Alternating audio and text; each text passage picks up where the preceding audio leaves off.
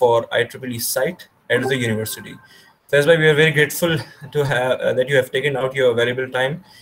You're here with us. It's almost, I think, 11 in the night back there in USA, but you're still here. We're very thankful for that. You can take over now. All right.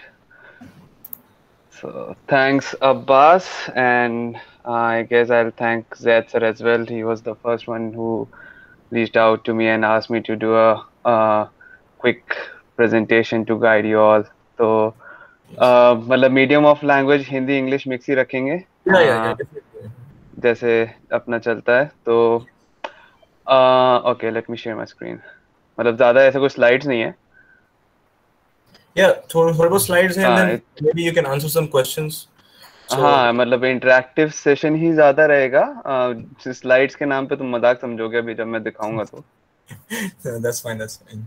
Let me know if whenever you guys can see my screen. Yes, we can. Okay. All right. हाँ ठीक है तो thanks a lot everyone and I welcome you all to this webinar. मेरा पहला webinar है तो just bear with me. ये session हम इंटरैक्टिव ही रखेंगे rather than मैं पूरे टाइम बोलने से अच्छा प्रेफर करूँगा कि I get to answer more of the questions which everyone has.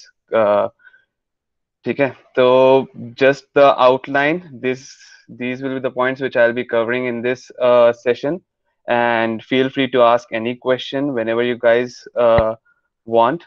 कुछ और भी additional अगर points आप लोग के दिमाग में है, just feel free to ask it straight away. अगर मुझे answer पता होगा तो मैं करूँगा, नहीं होगा तो बाद में follow up में पूछ लेना. I'll ask around and get back to you on that. तो हायर एजुकेशन मतलब जहाँ तक मेरा एक्सपीरियंस रहा है आई थिंक मतलब it's for me it was easier to get out for masters rather than stay and prepare for all the competitive exams in India. मेरे लिए वो बहुत इजी था एज कम्पेयर टू मतलब मेरे काफ़ी मतलब मैंने भी गेट दिया था बट गेट की तैयारी नहीं की थी क्योंकि गेट की तैयारी काफ़ी मेहनत से होती है और उतना मुझे पता है कि मेरे इतनी मेहनत करने की कैपेबिलिटी थी नहीं. So GRE was the easier way out for me. अब जब हायर एजुकेशन की बात करेंगे so there are like multiple options. You have different countries and they have their own admission requirements. तो जब मैं देख रहा था so my focus was mostly on Canada. US तो मैं गलती से आ गया था. Primary focus was Canada and then उसके बाद जर्मनी. तो जब मैंने स्टार्ट किया था यूनिवर्सिटी सिलेक्शन तो पहले काफी मतलब वेग सा रहता है. You don't know what you are looking for. US है, यूरोप है, कनाडा है, न्यूजीलैंड तो खैर मुझे पता नहीं था, ऑस्ट्रेलिया है, सिंगापुर है, मल्टीपल ऑप्शंस हैं. And the thing is that इस टाइम पे अभी आप लोग सब थर्ड ईयर में होंगे, कुछ लोग फोर्थ ईयर में होंगे, कुछ लोग हो सकता है इसमें सेकेंड ईयर वाले भी होंगे, आई एम नॉट श्योर. तो इतना अवेयरनेस नहीं था एट माय टाइम कि कैसे कैसे आप लोग को फिल्टर आउट करना है यूनिवर्सिटीज या फिर country. The first thing is you filter out the country where you want to go and then once you have decided on the country then you go for further filtering and then select the university. तो मेरी advice ये है, जैसे मैं US का हूँ, मुझे पता है यूएस का क्या है सीन, ठीक है. अब कोई बंदा यूरोप में होगा वो यूरोप का सीन बताएगा एंड एक बायसनेस रहेगी. अब मैं यूएस में हूँ तो मुझे पता है यूएस के क्या एडवांटेजेस हैं, डिसएडवांटेजेस भी पता है. I don't know what's going on in other countries. थोड़ा सा पता रहता है दोस्तों के थ्रू बट नॉट एकदम इन डेप्थ डिटेल नहीं पता in respect to job environment, work life balance, quality of education. All these factors take into account as well as या पे स्केल कैसा रहेगा, ठीक है, the amount of work you put in and the amount you get in your pocket. तो all these are different factors. Permanent residency एक factor होता है, visa is visa selection एक फैक्टर होता है. तो मैं रिकमेंड करूंगा अब्बास, जैसे मैं यूएस का हूँ ऐसी और हमारे एलुमनाइज हैं जो कोई यूरोप में होगा, कोई सिंगापुर में होगा, कोई ऑस्ट्रेलिया में होगा. ऐसी एक general series as a series जब तुम लोग करा रहे हो तो उन लोग को भी पकड़ लो और एक Yeah, एक सेशन सबका हो जाए, ताकि एक general perspective of every country तुम लोग के सामने होगा, and then it's up to you guys to decide on that. मतलब मेरा एक पर्सनल बायस रहेगा कि यूएस में, किसी का एक पर्सनल बायस रहेगा वो, क्योंकि yeah, हम लोग उस एनवायरनमेंट में है. तो आई सबके पर्सपेक्टिव देखो and then make your own opinion कि where do you guys want to go. तो जब यूनिवर्सिटी मुझे सेलेक्ट करनी थी तो मैंने कुछ सीनियर्स को पकड़ा था जो बाहर गए हुए थे, और उसके अलावा हमारा अपने बैच में कुछ लोग थे जिन्होंने पहले से ही इंटरेस्ट, लाइक फर्स्ट ईयर से इंटरेस्ट शो किया था कि यार बाहर ही जाके पढ़ना है. मतलब इंडिया में तो स्कोप काफी मेहनत से ही मिलेगा, इतनी मेहनत की कैपेबिलिटी थी नहीं. तो एक ऐसे ग्रुप बन गया था जो लोग ने डिसाइड कर रखा था कि हाँ हायर एजुकेशन के लिए ही जाएंगे बाहर. तो वो काफी हेल्प किया था. मतलब मुझे ऐसा लगा था इट्स विन विन सिचुएशन यार, कि साथ में लोग हैं. मतलब एक बंदा यहाँ का रिसर्च कर लेगा, एक बंदा यहाँ का कर लेगा, फिर अगर मुझसे नहीं हो पा रहा है तो मैं पूछ लूंगा और तुम्हारा क्या सिचुएशन है, तुमने क्या डिसाइड किया. तो हेल्प किया था. तो अगर जैसे तुम लोग हो तो आई एम अज्यूमिंग कि most of you guys will be planning to go for higher education outside India, maybe after some experience, maybe directly. ये भी एक बड़ा फैक्टर है जो मैंने एक्सपीरियंस किया है. कि मेरा भी एक सवाल था ये कि क्या मुझे एक्सपीरियंस का वेट करना चाहिए, should I wait for like 2 years of experience and then proceed for higher education, or should I straight away go ahead for higher education without experience. So इसमें जो मैंने, मेरा पर्सनल एक्सपीरियंस ये रहा है कि it doesn't matter whether you have experience or not. मतलब obviously if you have experience, so when you go for a job after your MS, wherever you are, there is like slight priority मिल जाएगी.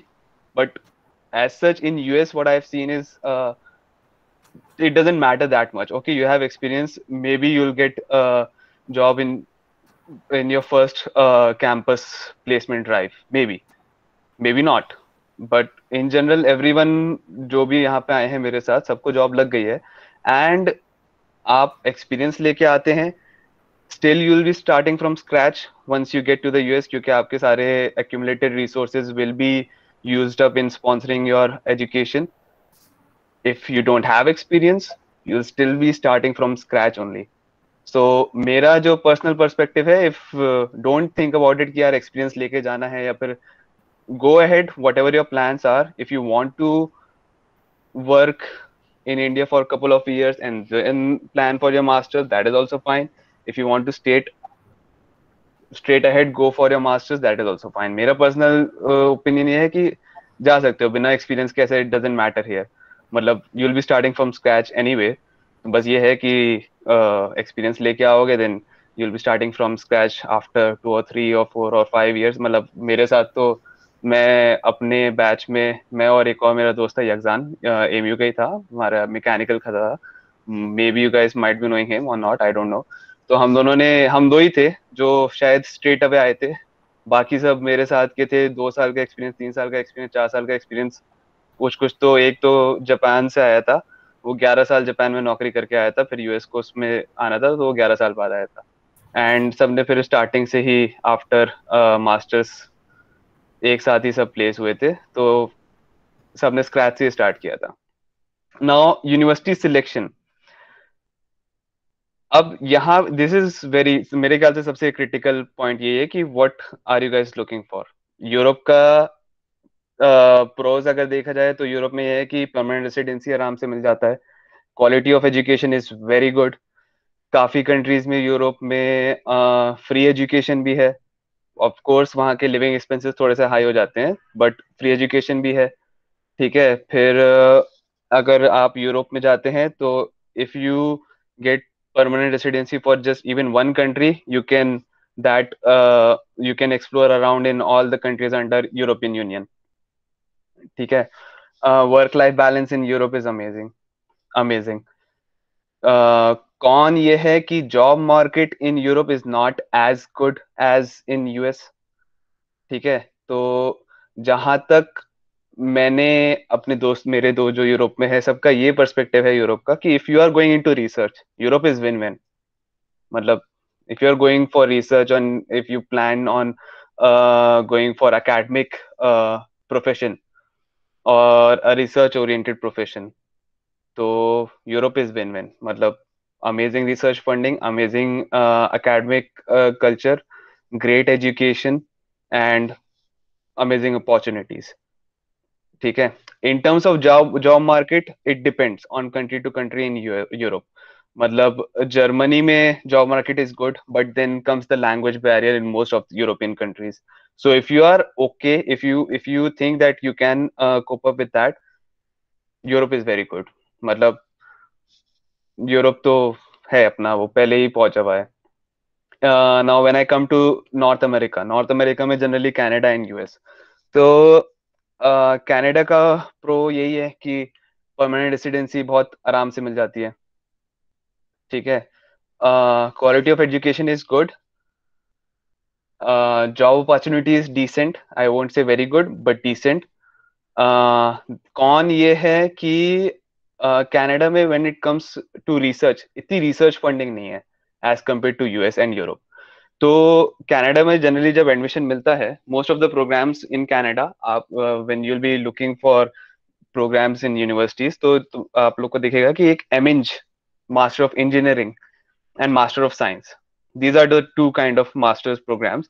तो master of engineering in Canada is mostly 1 year program. ठीक है. कुछ universities में 2 साल का भी होता है, but mostly it is 1 year programme and it's mostly course work. मतलब आपको थीसिस नहीं करनी पड़ेगी, हो सकता है प्रोजेक्ट भी ना करना पड़ा हो, it's mostly course work.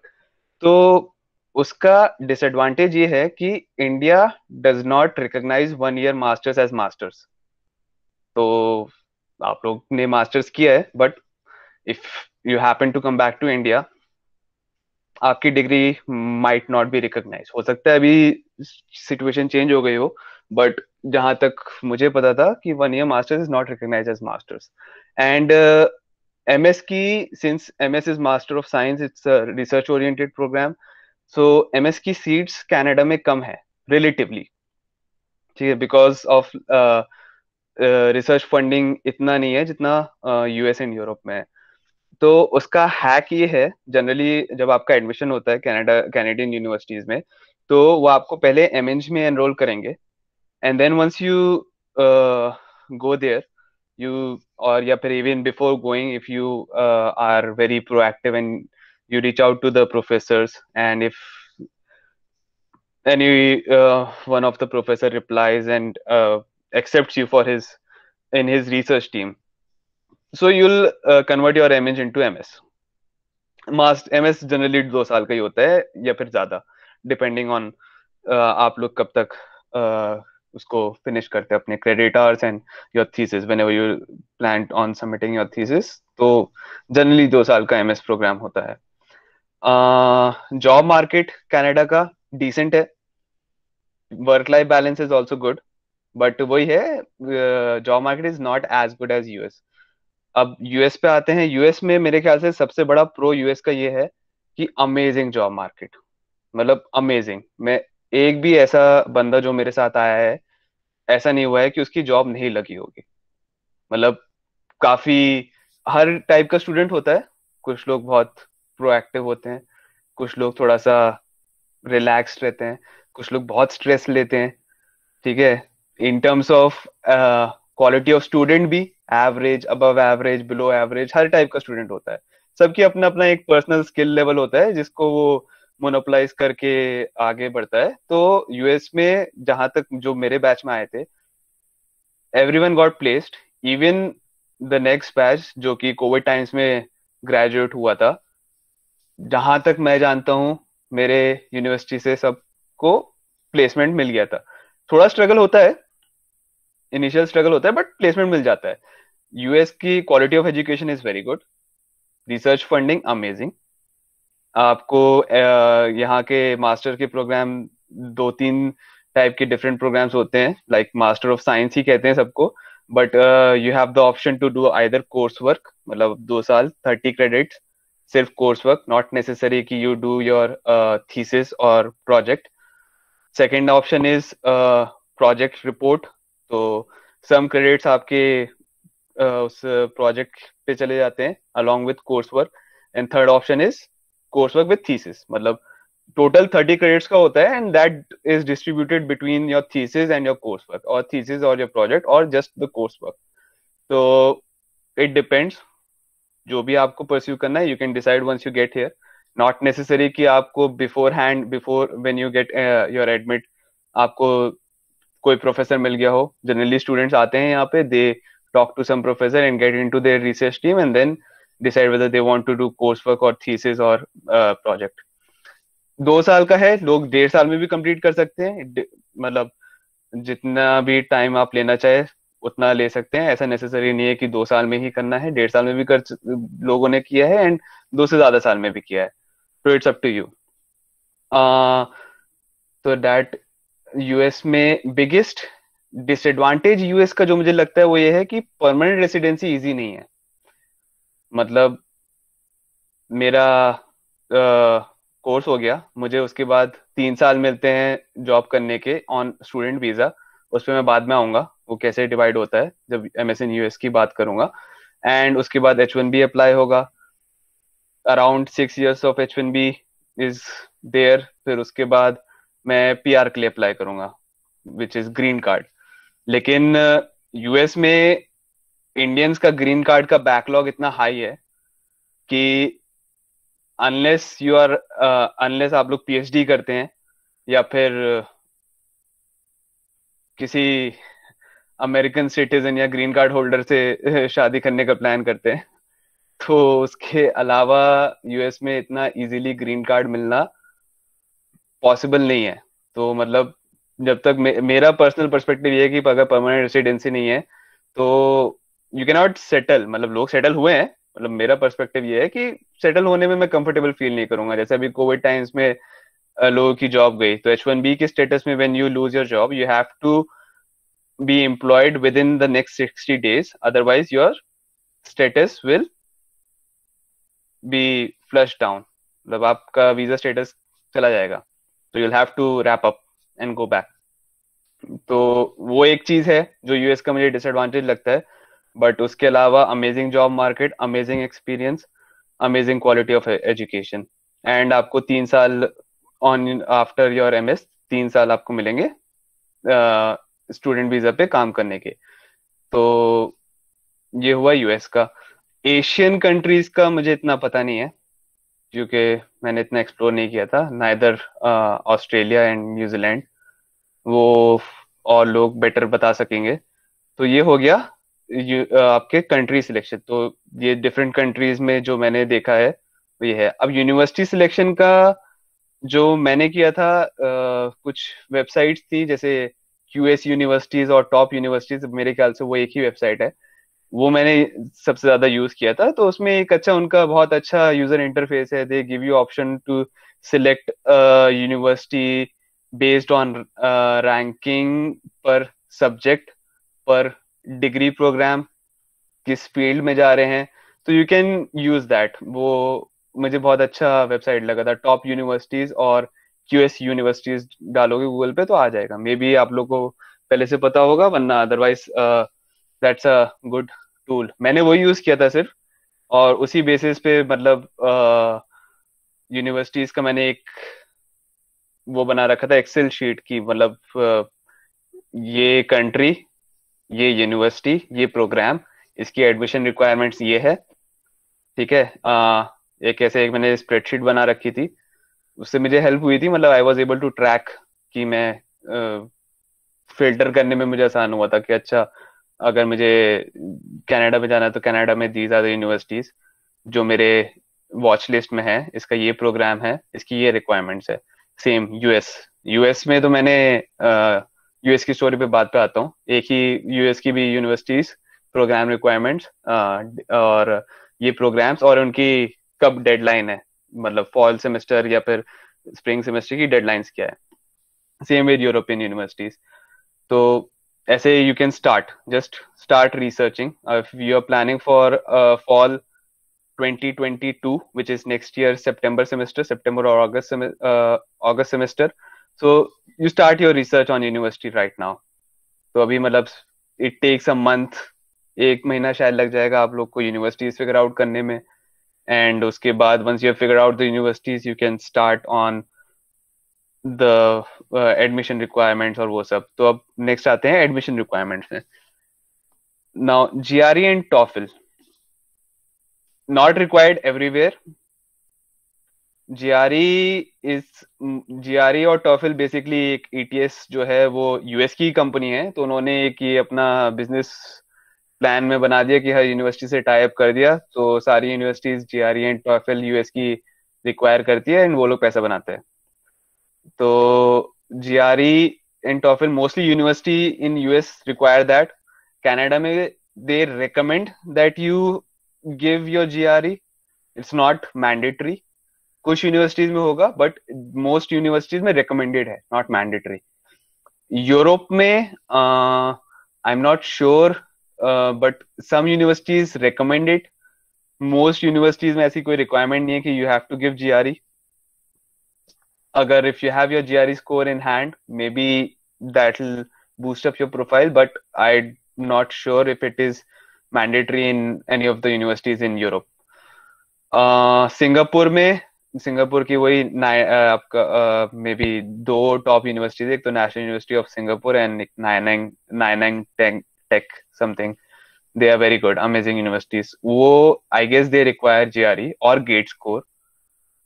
And I am not sure about Australian universities.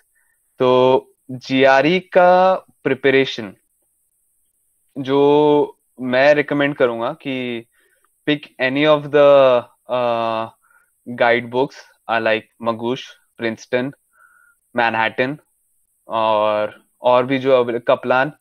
These were the 4 जो मुझे जिनके बारे में मैं जानता हूँ. Pick any one of them. Don't go for कि आधा Magoosh, आधा Kaplan, आधा Princeton, आधा Manhattan.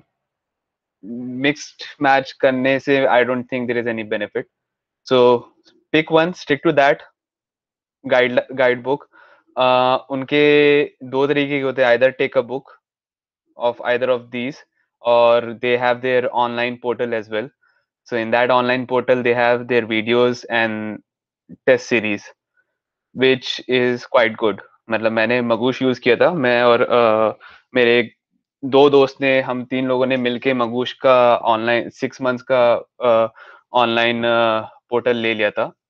और उसमें उनका पूरा वो था video training for quant, verbal and आपका राइटिंग सेक्शन का. तो मुझे वो बहुत सही लगा था, पूरा उसका जो लेआउट था and there training program, that was very good.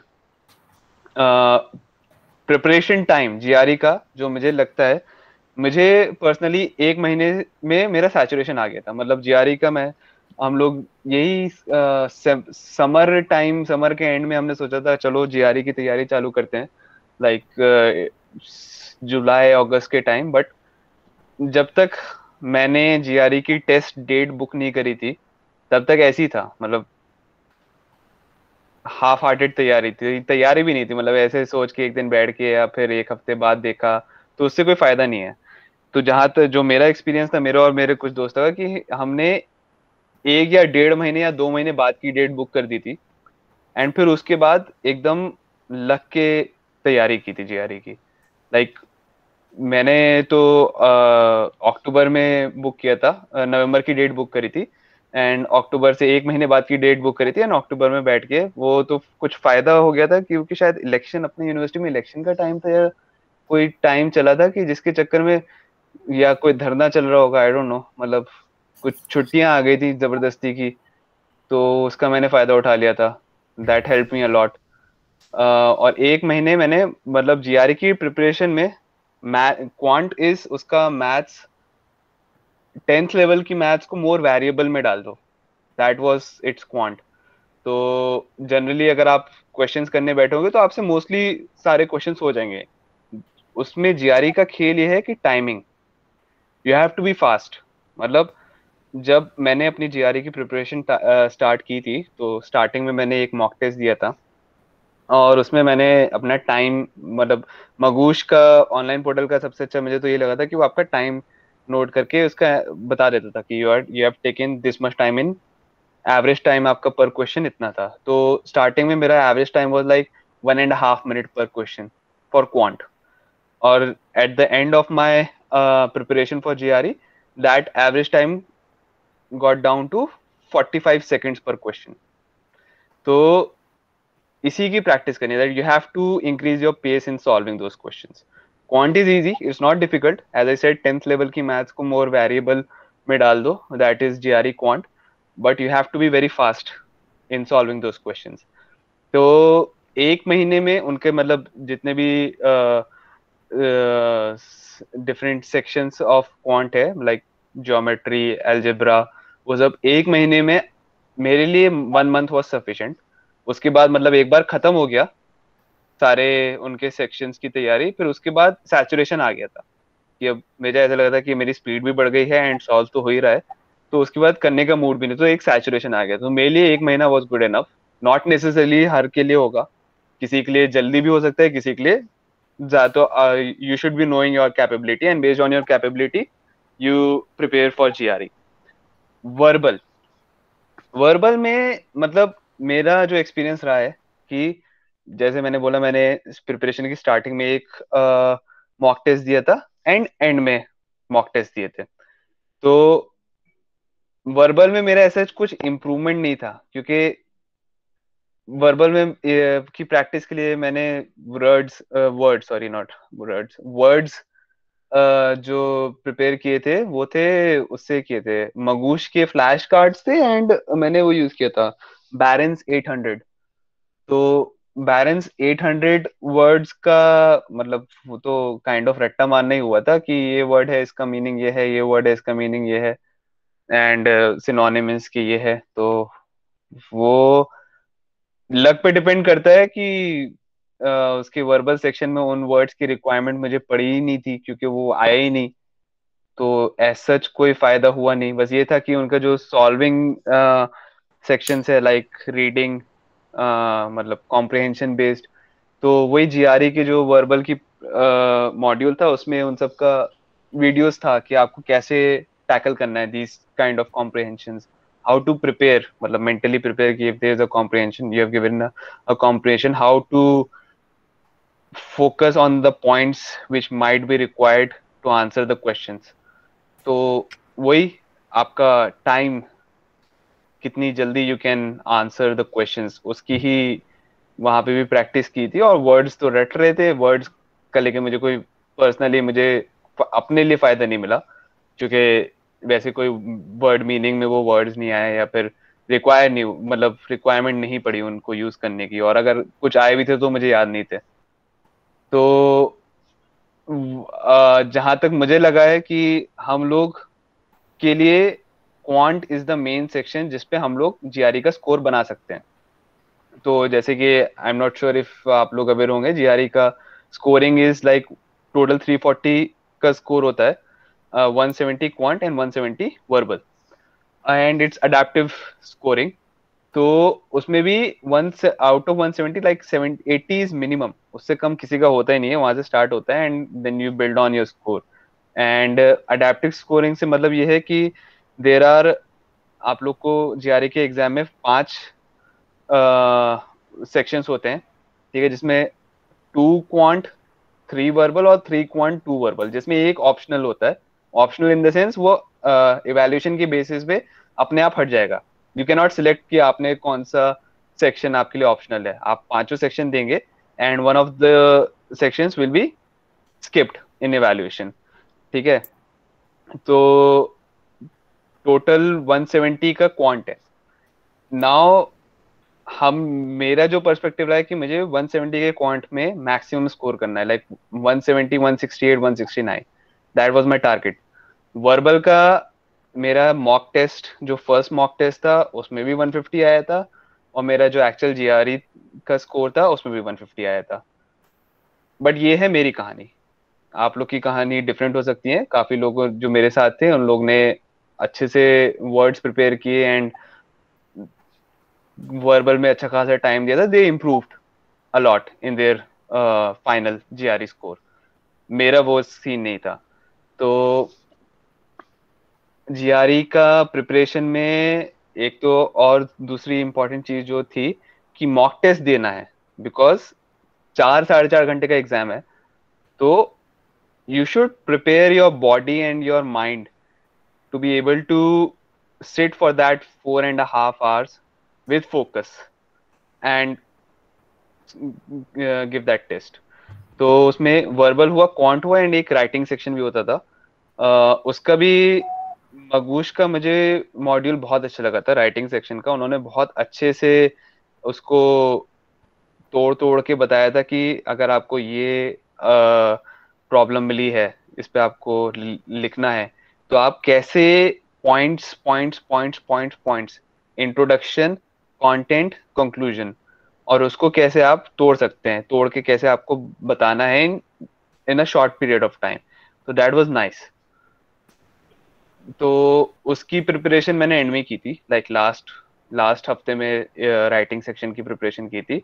उनके ही मगूश के ही जो 5-6 एग्जाम्पल्स थे उनको यूज करके, और 5-6 क्वेश्चंस को लिख के मैंने उसकी प्रिपरेशन की थी। अच्छा, मॉक टेस्ट जैसे मैंने बोला कि give as many mock test as you can, ताकि आप लोग मेंटेन एंड सेम जीआरई का जैसे 4 साढ़े 4 घंटे का एग्जाम है उसी तरीके से देना है। ये नहीं कि मॉक टेस्ट देने बैठे फिर हम तो घर पे हैं, इट्स नॉट नेसेसरी कि आप पॉज तो कर ही सकते हैं, पॉज करके लंच करने चले गए या फिर ऐसे ही टहल के आ गए। तो मॉक टेस्ट का पर्पस तो बेस्ट यही ऐसे ही सर्व होगा that you give it as the way the exam is suppose to happen. तो वही मैंने उसी तरीके से दिया था। मॉक टेस्ट में मगूश के सैंपल मॉक टेस्ट मिलते हैं, कपलान, मैनहट्टन, इन सब के सैंपल मॉक टेस्ट मिलते हैं फ्री। तो मैंने वही सारे डाउनलोड कर लिए थे एंड वही दिए थे। एंड ईटीएस के 2 मॉक टेस्ट मिलते हैं when you give your fees for GRE, तो आपको 2 सैंपल मॉक टेस्ट ईटीएस के मिलेंगे। तो आई विल रिकमेंड कि keep those ETS mock test for the end once you have prepared for your GRE, your preparation is done, and just before the GRE exam ETS के mock test are the closest to the actual GRE. तो वो दोनों ETS के मैंने and के लिए रखे थे, एंड बाकी मगूश, कपलान और प्रिंसटन और इन सब के मैंने बीच बीच में अपनी प्रोग्रेस को ट्रैक करने के लिए बीच बीच में, जैसे मैंने एक महीने के लिए की थी, तो every weekend I used to give a mock test. And last weekend में मैंने 2 मॉक टेस्ट दिए थे ईटीएस के। तो total I guess I give like 5 mock test which मेरे लिए सफिशिएंट था। तो mock test and then full time, मतलब लाइक अगर जैसे लोग गेट की तैयारी करते हैं ना 2 साल, वैसे ही मैंने शायद जीआरई की 1 महीने की थी। बट डिफरेंस वही था, 1 महीना करना था तो उतना फोकस बन गया था। हो सकता है अगर मुझे वैसे ही 1 साल करना पड़ता तो नहीं कर पाता। तो उस पर्सपेक्टिव में जीआरई मेरे लिए इजी था। ठीक है, तो ये हो गया जीआरई का। नाउ कम्स टॉफल एंड आइल्स। कोई से भी दे सकते हैं, ऐसा नहीं है कि टॉफिल ज्यादा इजी है या आइल्स ज्यादा इजी है। मतलब it's English exam. TOEFL US का है, आइल्स ब्रिटिश का है। ठीक है, इन दोनों का एग्जाम टेस्ट करने का purpose is just that you can write in English, you can read in English, you can speak English and you can understand English. बस यही इनका पर्पस है। तो इसमें ही 4 सेक्शन होते हैं, reading, writing, listening and speaking. ठीक है, मेरे लिए टॉफिल की तैयारी करना वाज इजीएस्ट आई गेस। मतलब लिटरली अगर इफ ये मेरा पर्सपेक्टिव है, अगर if you are confident in your English and you think you can, मतलब मैंने तो बस 1-2 रात पहले उसका मगूश में ही उसका जो टॉफिल का पैटर्न था वो चेक किया था, एंड थोड़े से मॉड्यूल्स चेक कर लिए थे जो मुझे लगा था कि will help me out. Like speaking का मॉड्यूल चेक किया था, दैट वाज, मतलब उन्होंने बहुत अच्छे से बताया था, because you are given 1 minute. आप लोग को एक टॉपिक दे दिया, 1 मिनट में you have to speak on that topic. तो उसमें बहुत अच्छे से बताया दिया था कि आपको ये टॉपिक दिया है, ऐसे 2 पॉइंट ये एंड कंक्लूड, इस तरीके से उसका स्पीकिंग का था। रीडिंग का कॉम्प्रिहेंशन की तरह ही था कि एक कॉम्प्रिहेंशन दे दिया, उसको पढ़ो एंड आंसर करो। राइटिंग का वही एक रैंडम टॉपिक दे दिया एंड उस पे you have to write a paragraph और सो। लिसनिंग का एक कॉन्वर्जेशन चल रहा है, या फिर there is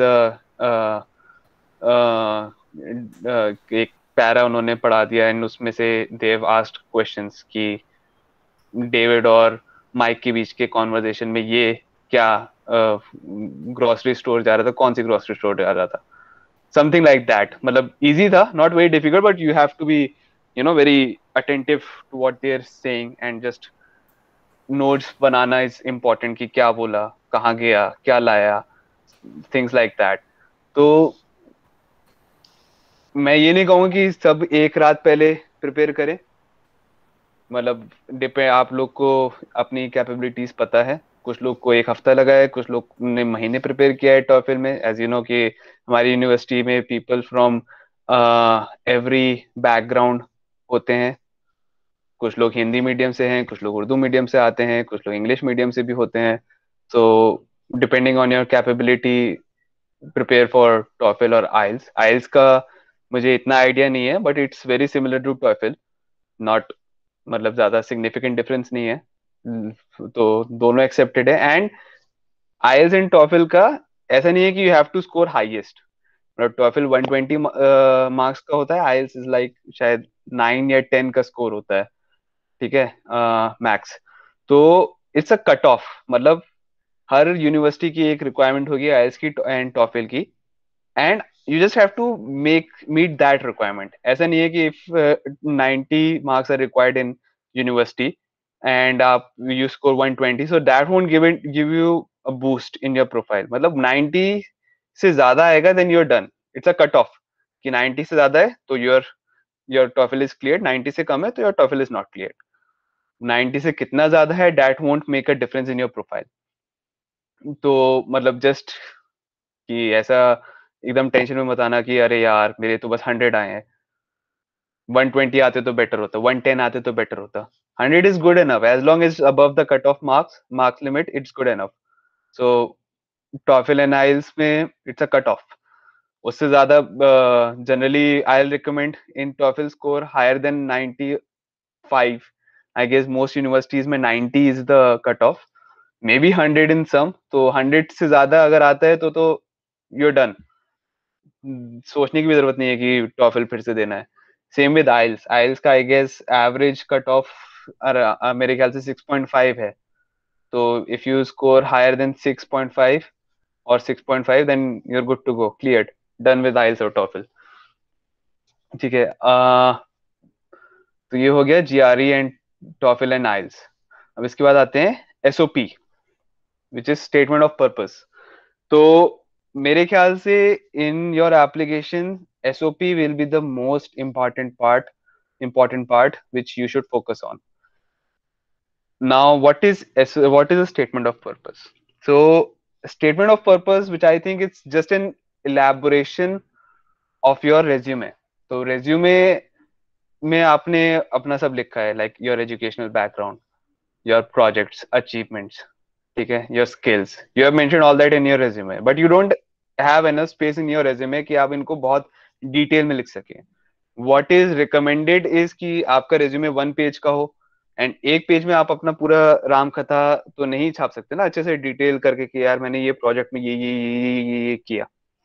so statement of purpose is the one thing which you control and you should own it, and it's the most crucial part of your application for any university, ठीक है। so how you should write a statement of purpose? तो statement of purpose is your, मतलब मेरे हिसाब से तो ये कि तुम्हारी कहानी है, it's your story, you tell it the way you want to. There is a structure which I'll recommend, and that is like introduce yourself. Okay, introduce yourself. What is your motivation behind pursuing the program you are applying for? Then go ahead and describe your experience. Like your project work, your academics, what your internships, what you have learned from your projects, like you have mentioned your projects in your resume. उन projects को यहाँ पे आप लोग explain कर सकते हैं कि मैंने ये प्रोजेक्ट किया है, इस प्रोजेक्ट से मैंने ये सीखा है, be it any skill, be it your collaboration, be it your, मतलब जो स्किल्स आपने अपने रेज्यूमे में डाले ना, this is your chance to explain कि आपके पास वो स्किल्स कहाँ से आए. जैसे आपने डाल दिया कि टीम वर्क जनरल स्किल है, everyone puts it on their resume. Team work कहाँ से आया? आपने एक प्रोजेक्ट डाला है जो आप लेटेस्ट से फाइनल ईयर प्रोजेक्ट है, तो final year project group of 3 और 4 में हुआ है, तो वो टीम वर्क का स्किल उस प्रोजेक्ट से आया है. लेटेस्ट से आपने अपने स्किल में डाला है मैटलैब. मैटलैब कहाँ सीखा, कैसे सीखा, कहाँ अप्लाई किया? आपने कोई प्रोजेक्ट किया है, उसमें आपने मैटलैब का यूज किया है. ठीक है, तो मैटलैब का और कैसे यूज किया है, मतलब सिमुलेशन किस लेवल का सिमुलेशन था. So all these details you can use in your statement of purpose. Highlight the skills you have. मतलब जो मैं समझता हूँ best way of writing a statement of purpose is कि आपने अपना प्रोजेक्ट कि मैंने ये प्रोजेक्ट किया है, इससे मैंने ये सीखा, क्या किया क्या सीखा, क्या किया क्या सीखा. डिफरेंट डिफरेंट प्रोजेक्ट्स हैं, उनसे आपने क्या क्या सीखा है. ठीक है, मतलब जैसे डीबगिंग कोई प्रोजेक्ट किया है, उसमें आपने डीबगिंग की स्किल सीखे, लैब स्किल सीखे कि मतलब ऑसिलोस्कोप अच्छे से कैसे यूज करते हैं. बेसिक एग्जांपल है ऑसिलोस्कोप कैसे, it's very important how to use an oscilloscope. जो हमारी यूनिवर्सिटी में जब मैं था, मतलब ये बता दिया था कि ऐसे वेव फॉर्म पढ़ लिया. अब how to play with that oscilloscope, you can do multiple of things with an oscilloscope. So if you have learned that, put it in your SOP कि मैंने ये प्रोजेक्ट किया है एंड इससे मैंने ये स्किल्स गेन किए. ठीक है, मैं यहाँ पे इंटर्नशिप किया था, मैंने ये स्किल्स उस इंटर्नशिप से गेन किए हैं. मैं इस रिसर्च टीम में इन्वॉल्व था एंड वहां से मैंने ये सीखा है और ये आउटकम प्रोड्यूस किया अपने प्रोजेक्ट में. Finish it. ठीक है, एंड उसके बाद कम टू कंक्लूजन कि मैं इस यूनिवर्सिटी का ये प्रोग्राम में क्यों जाना चाहता हूँ, why this university.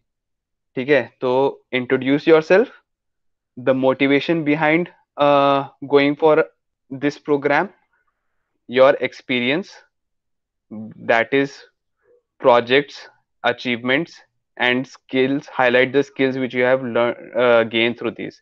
Maybe add a paragraph on your leadership activities या फिर extracurricular activities. Like for example, Abbas IEEE का secretary है, he can mention that in his statement of purpose in para कि IEEE का secretary था, I led the team, I've collaborated with different groups to deliver this webinar या फिर कोई site visit हो गई या something.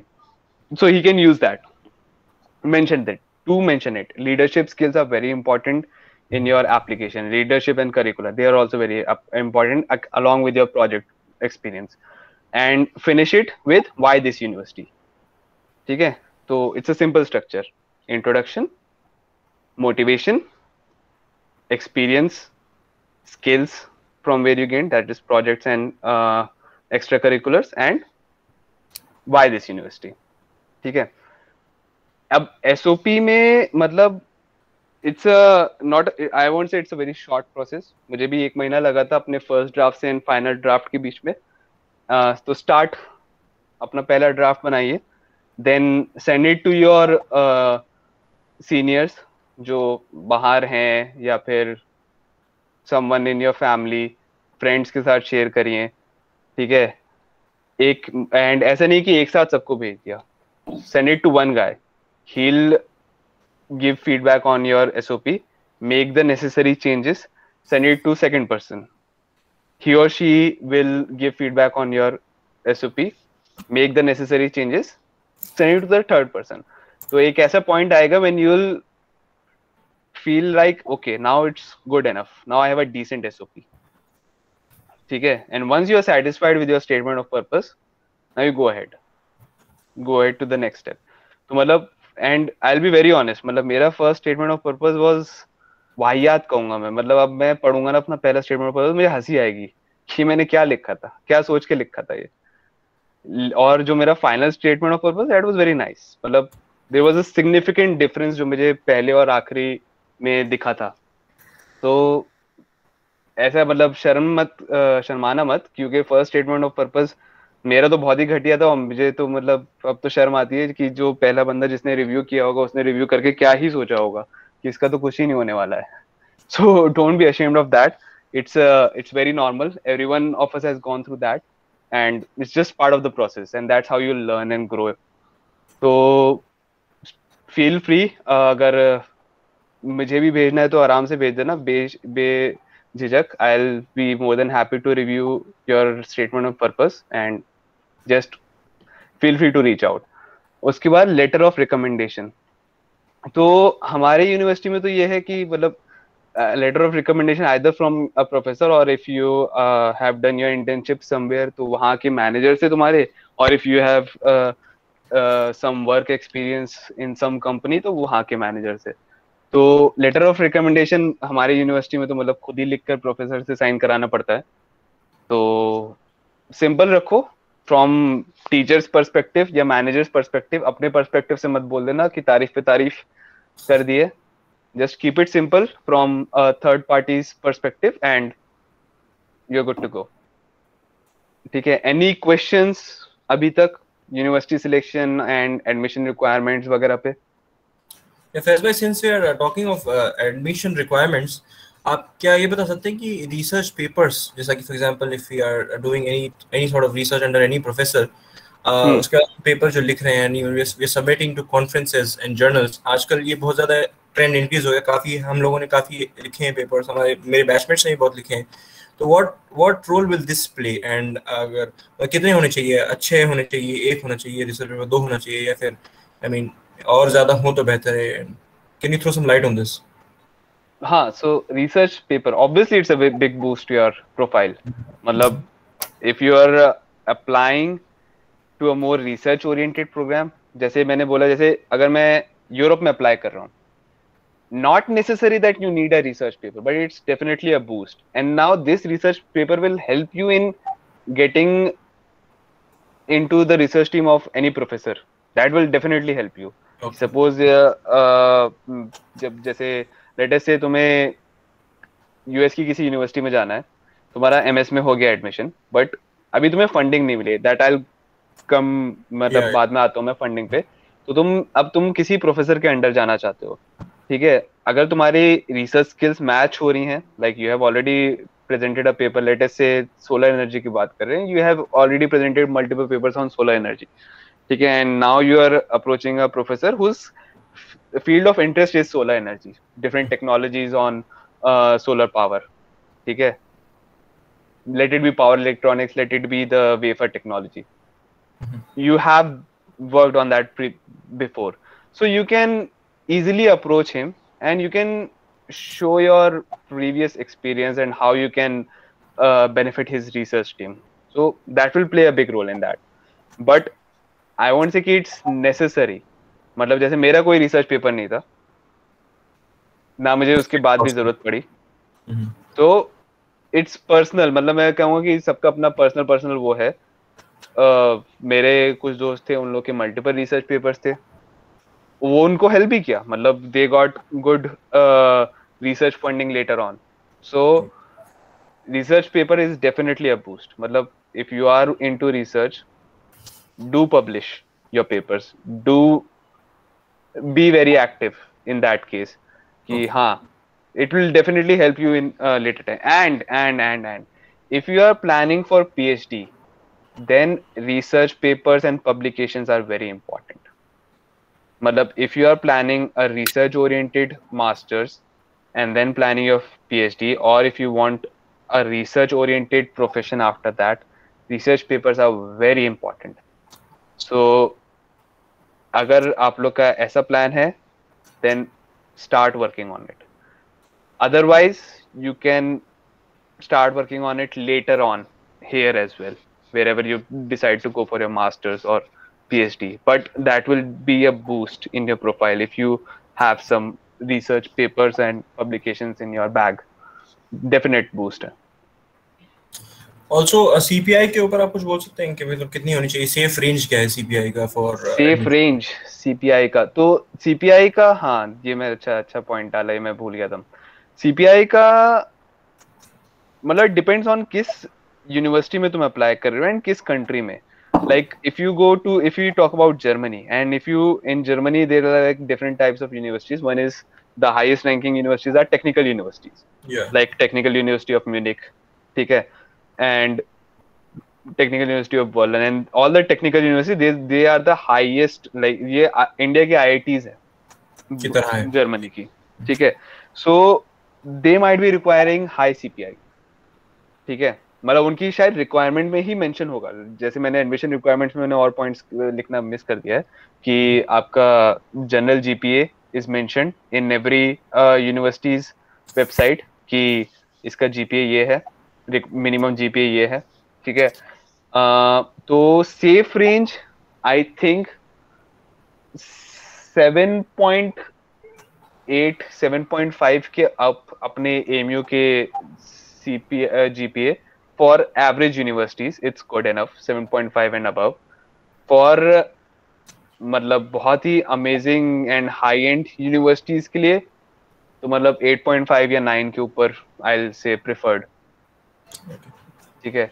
But average and above average, let's say average and above average universities के लिए 7.5 and above is good. मेरा CPI 8.2 था, तो मैंने उन्हीं यूनिवर्सिटीज में अप्लाई किया था जिसके जो मुझे लगा था कि चलो मेरा सेफ है इन यूनिवर्सिटीज में अप्लाई करना. एक दो एम्बिशियस में कर देते हैं बट अदरवाइज सेफ यूनिवर्सिटीज में अप्लाई करना, ठीक है. अच्छा, यहाँ पे तुम जब एडमिशन रिक्वायरमेंट्स में आए हो तो मैं एक और चीज मेंशन कर देता हूँ. जैसे जब once you have selected your universities, do go into their website, ठीक है. उनकी एडमिशन रिक्वायरमेंट्स चेक करो क्या क्या है, ठीक है. कोई कंफ्यूजन है तो उनके एडमिशन टीम को इजी मेल करो. They are always available and they'll reply you in a day or two. जो भी तुम्हारे queries है regarding admissions or anything, you guys can easily reach out to the university and they'll help you out on that end. ठीक है. Any other question here? Yes, bhai. My name is Arslan Ali. I'm currently acting as the vice chairperson of IEEE student branch. मेरा question भाई ये है कि like I want to compare MASc program of Canada and USA.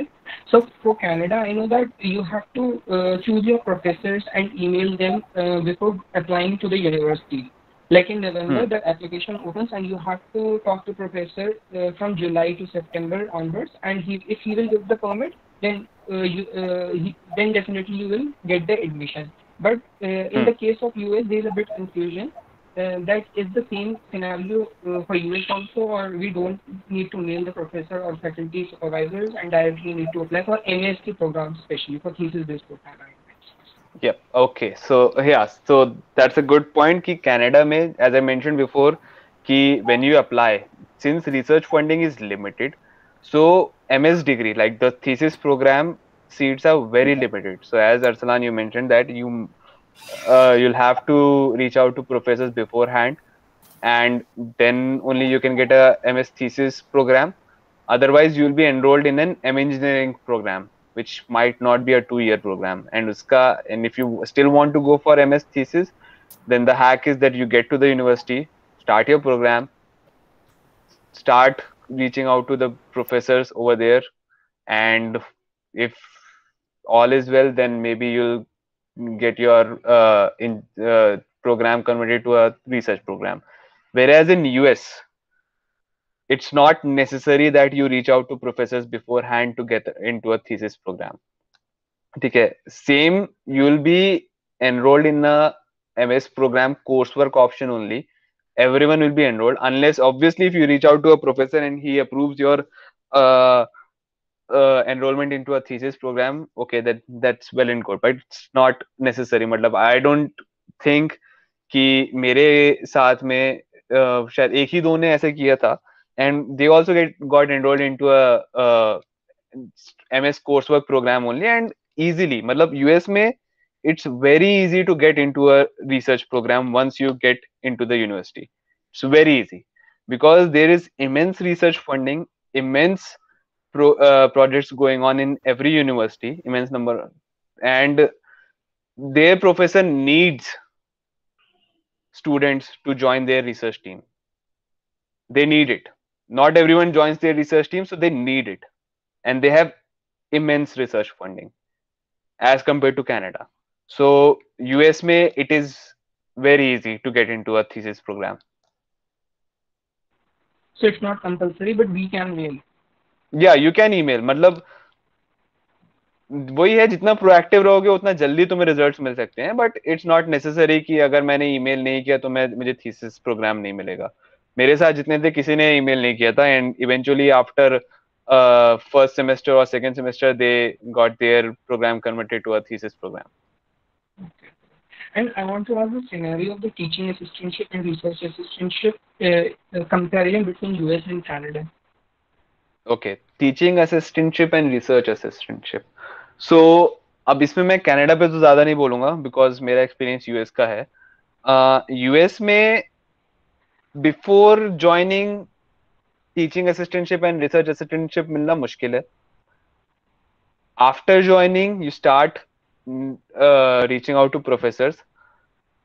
Teaching assistantship, research assistantship, generally if you approach a professor for your and show him your research interest, whether you want to, if you want to join his research team, and if he accepts, generally accept कर ही लेते हैं unless you screw up really bad, जो कि मुश्किल होता है. तो एक बार रिसर्च टीम आ जाते हैं तो मतलब यूएस का ये अच्छा सीन है कि देल, अगर तुम उनकी लैब में भी काम कर रहे हो, सो इवेंचुअली देल फंड यू. ओके, दे मतलब खाली बिना पैसे के वो काम नहीं करवाते हैं. जनरली तुम्हें किसी ना किसी सोर्स के थ्रू फंड करेंगे. ठीक है, तो इफ अगर तुम्हारा थीसिस हो गया है तो ये समझ लो कि तुम्हें आइदर, अब फंड कैसे करेंगे ये प्रोफेसर पे डिपेंड करता है कि उसके पास फंडिंग ऑप्शंस क्या है. या तो वो जो जिस प्रोजेक्ट में तुम काम कर रहे हो उस प्रोजेक्ट के फंड से तुम्हें फंड करेगा तो वो रिसर्च असिस्टेंटशिप हो जाएगी. ठीक है, या फिर वो अपने पर्सनल टीचिंग फंड से फंड करेगा तो वो टीचिंग असिस्टेंटशिप हो जाएगी कि वो उसने तुम्हें टीचिंग असिस्टेंट बना दिया है अपना for certain classes. Let it be under graduate classes, let it be graduate level classes, let it be lab classes. तो वो तुम्हें under his budget of teaching fund करेगा and that will be called teaching assistantship. तो वहां पे तुम्हें जो भी उसका जो भी क्लास वो ले रहा होगा तो उसमें एज अ ग्रेडर की पोजीशन मिल जाएगी कि तुम्हारे पास एग्जाम पेपर्स आ रहे हैं, तुम उनको ग्रेड कर रहे हो.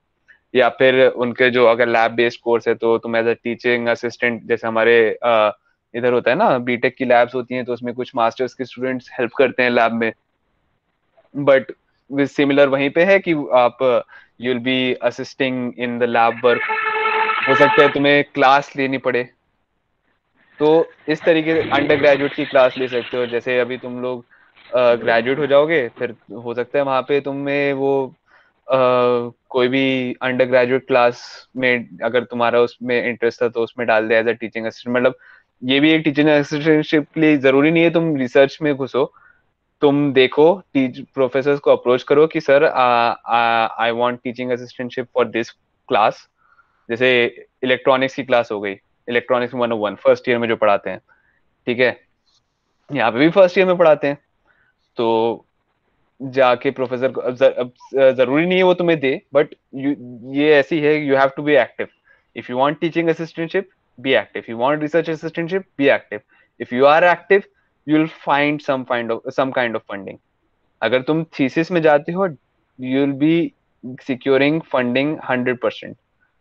मतलब नॉट 100% फंडिंग बट फंडिंग मिल जाएगी, दैट्स फॉर श्योर. अच्छा, इसमें हाँ एक इसमें वो ये है कि हर यूनिवर्सिटी का अलग अलग सीन होता है. मतलब जैसे let if I am talking about Michigan tech में they will fund you definitely. If I talk about NYU, मुझे एनवाईयू में अगर करना है तो एनवाईयू का it's a different way in which they will fund you. It's not necessary that they will fund you in NYU, क्योंकि NYU में funding ये पीएचडी स्टूडेंट्स के लिए ज्यादा रखते हैं रादर देन मास्टर्स स्टूडेंट्स. ठीक है, तो ऐसी हर यूनिवर्सिटी का फंड रिसर्च असिस्टेंटशिप और टीचिंग असिस्टेंटशिप का थोड़ा थोड़ा डिफरेंट होगा. जनरली यूएस में ऐसा है कि दे विल प्रोवाइड यू, अगर आप प्रोफेसर्स को अप्रोच करेंगे and if they have a position available and they find you a suitable candidate, they'll give you that teaching assistantship. अगर आप उनके पास रिसर्च के लिए जाते हैं तो and if they have some active program going project going on and उसमें fund available है, they'll give you research assistantship. They'll, और अगर आप थीसिस के लिए जाते हैं तो 90% चांस ये है कि they'll give you funding.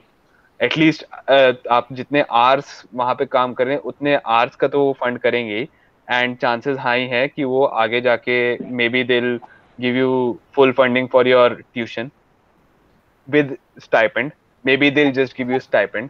It depends, university to university depend करता है, बट 90% चांस ये है कि यूनिवर्सिटी यूएस में हर यूनिवर्सिटी में तुम्हें फंड मिल जाएगा. कुछ एक्सेप्शंस होते हैं, जैसे मुझे एनवाईयू का पता है थोड़ा बहुत, ज्यादा नहीं, कि वहां पे फंड, क्योंकि मोस्ट पीएचडी के लिए they reserve their funding, but generally हर यूनिवर्सिटी में ऐसा नहीं होता. जनरली हर यूनिवर्सिटी में फंड मिलना through research and teaching assistantship is easy. Any other question till now? आप अपने पॉइंट्स बाकी कवर कर लीजिए, वरना ज्यादा लेट हो जाएगा आपको. फिर एक दो क्वेश्चन आप एंटरटेन कर सकते हैं उसके बाद. ठीक है चलो. So now let us talk about MS in US. तो अगर based on the applications which you have done आप लोग को एडमिशन मिल जाता है, तो जिस यूनिवर्सिटी से एडमिट मिलेगा एंड वो आप लोग पहले आपसे पूछेंगे कि finally do you plan on going into that university. If you say yes, then एक आपको I-20 मिलेगा उस यूनिवर्सिटी से. ओवर द मोस्टली ईमेल ही आता है, अगर लेट हो रहा होता है तो you can ask for soft copy as well. तो that I-20 is like the most important document for your masters in US and your visa status in US. ठीक है, अब उस I-20 में आपका प्रोग्राम, यूनिवर्सिटी, आपकी सेविस आईडी, जो US में एज अ स्टूडेंट वीजा जब आप जाते हैं तो your SEVIS ID is your ID जो यूएस के इमिग्रेशन डिपार्टमेंट में रहता है, which is link to your visa. So that is on your I-20.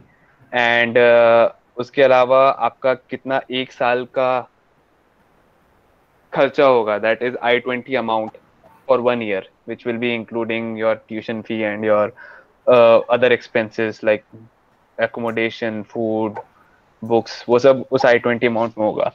अच्छा, वो I-20 अमाउंट will be अच्छा खासा higher as compared to the actual living expenses.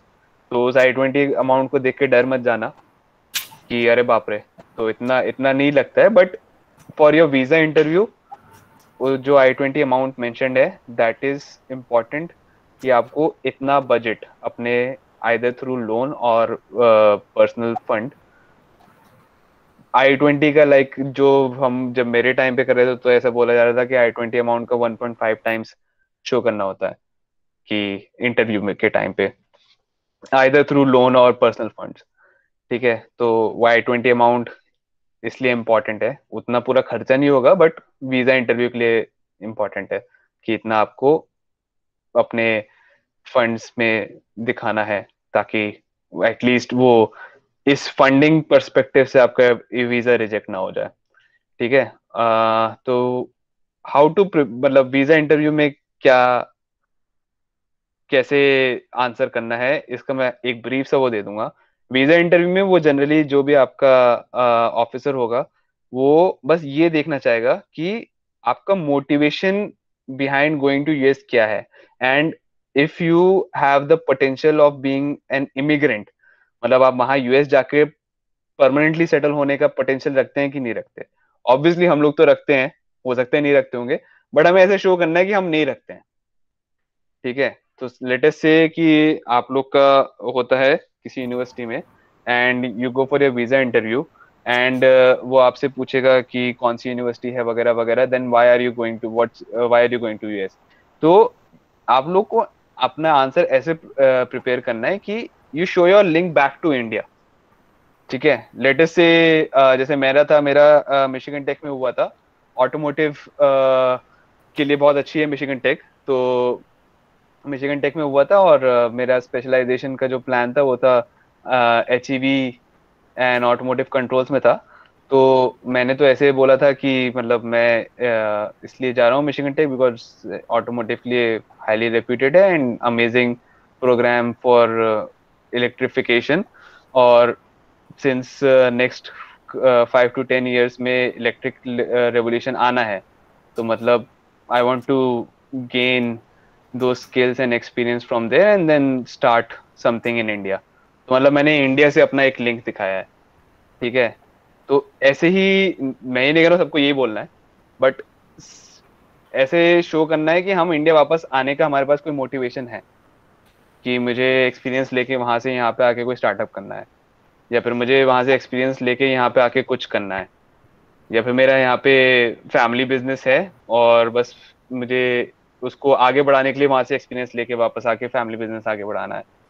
Something of that and show your link back to your country, ठीक है। और दूसरी चीज है जो वीजा ऑफिसर देखा है कि क्या ये वहां पे अपना रहना पीना खाना अरेंज कर सकता है, मतलब फंड, गरीब मरेगा तो नहीं वहां पे, है ना। तो उधर फंडिंग इज इम्पोर्टेंट कि आपका जो बोलते हैं ना I-20 का 1.5 टाइम्स दिखाना है, तो वो इसलिए इम्पोर्टेंट है क्योंकि these will be the two things which your visa officer will be looking at, whether you don't plan on being a potential immigrant in the United States, and second thing, you have enough funds to at least sustain yourself in the United States for 1 year, ठीक है। So these will be the two key aspects. If इनको आपने cover कर लिया then वो नहीं reject करता। And visa interview में just be confident, B normal, don't be very nervous, आराम से हो जाता है अगर आप लोग ने अपना लिंक बैक टू इंडिया दिखा दिया, जो आसान होता है, ऐसा कुछ मुश्किल नहीं है। तो आसानी से वीजा इंटरव्यू, मेरा तो लाइक हार्डली 30 सेकेंड्स का इंटरव्यू था and I was good to go.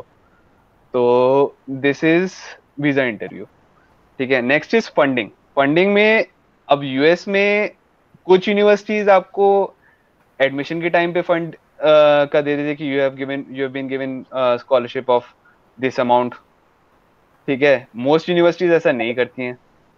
If university में आपको फंड नहीं मिल रहा है at the time of admission, don't worry, as I mention before कि यूएस में once you get into research funding मिलना बहुत आसान है। मोस्टली जितने मेरे साथ थे सबको फंड मिला था, लाइक फंड इतना फंड मिला था कि उनका सेकेंड ईयर का पूरा ट्यूशन फी वेव हो गया था plus stipend, and that too an handsome stipend. तो बस उनको अपना पहले साल का पे करना पड़ा था एंड उसके बाद सब कुछ उनका कवर हो चुका था। कुछ को तो लाइक फर्स्ट सेमेस्टर के बाद ही मिलना चालू हो गया था, एंड बाकी जिनको फंडिंग नहीं मिली थी, जैसे काफी लोग थे, मतलब यूएस में आने के बाद like if you plan on coming to fall after 2 semesters you are eligible for internships, ठीक है, which will come under CPT. Now what is CPT? CPT is curriculum practical training, ठीक है। You are given 364 days of CPT, तो मतलब 364 days आप 3 semester CPT पे काम कर सकते हैं, ठीक है। तो लेटेस्ट से आपने and your CPT, you are eligible for CPT after 2 semesters of studies. तो suppose you plan on going fall spring, आपने अपना सेमेस्टर किया एंड देन समर से you can start your CPT। CPT में मतलब इट्स फॉर इंटर्नशिप्स और coops. Internship and coops is same, बस यही है कि हम लोग एज इंटरनेशनल स्टूडेंट्स हमारी internship is coop only. Coop मतलब आपके यूनिवर्सिटी से एफिलिएटेड है, इंटर्नशिप इज आपको यूनिवर्सिटी से क्रेडिट लेने की जरूरत नहीं है उसके लिए। लेकिन इंटरनेशनल स्टूडेंट्स का वीजा स्टेटस मेंटेन करने के लिए यूनिवर्सिटी से क्रेडिट लेना ही होता है, तो it's one the same thing for us. तो जनरली हम लोग का क्या, जो जितने भी इंटरनेशनल स्टूडेंट्स होते हैं आफ्टर 2 semesters समर में इंटर्नशिप्स के लिए अप्लाई करते हैं, मतलब फॉल और स्प्रिंग से अप्लाई करना चालू कर देते हैं एंड समर में इंटर्नशिप मिल जाता है। ऐसा नहीं है कि नहीं मिलता, आसान भी नहीं है बट मिल जाता है। मतलब मेरे टाइम पे ऑलमोस्ट सबको इंटर्नशिप मिल गया था, जिनको नहीं मिला था उन लोग ने, वो लोग या तो थीसिस कर रहे थे तो उनको अपने प्रोफेसर से फंड वैसे ही मिल रहा था, और जिन लोग को, हाँ कोई क्वेश्चन है?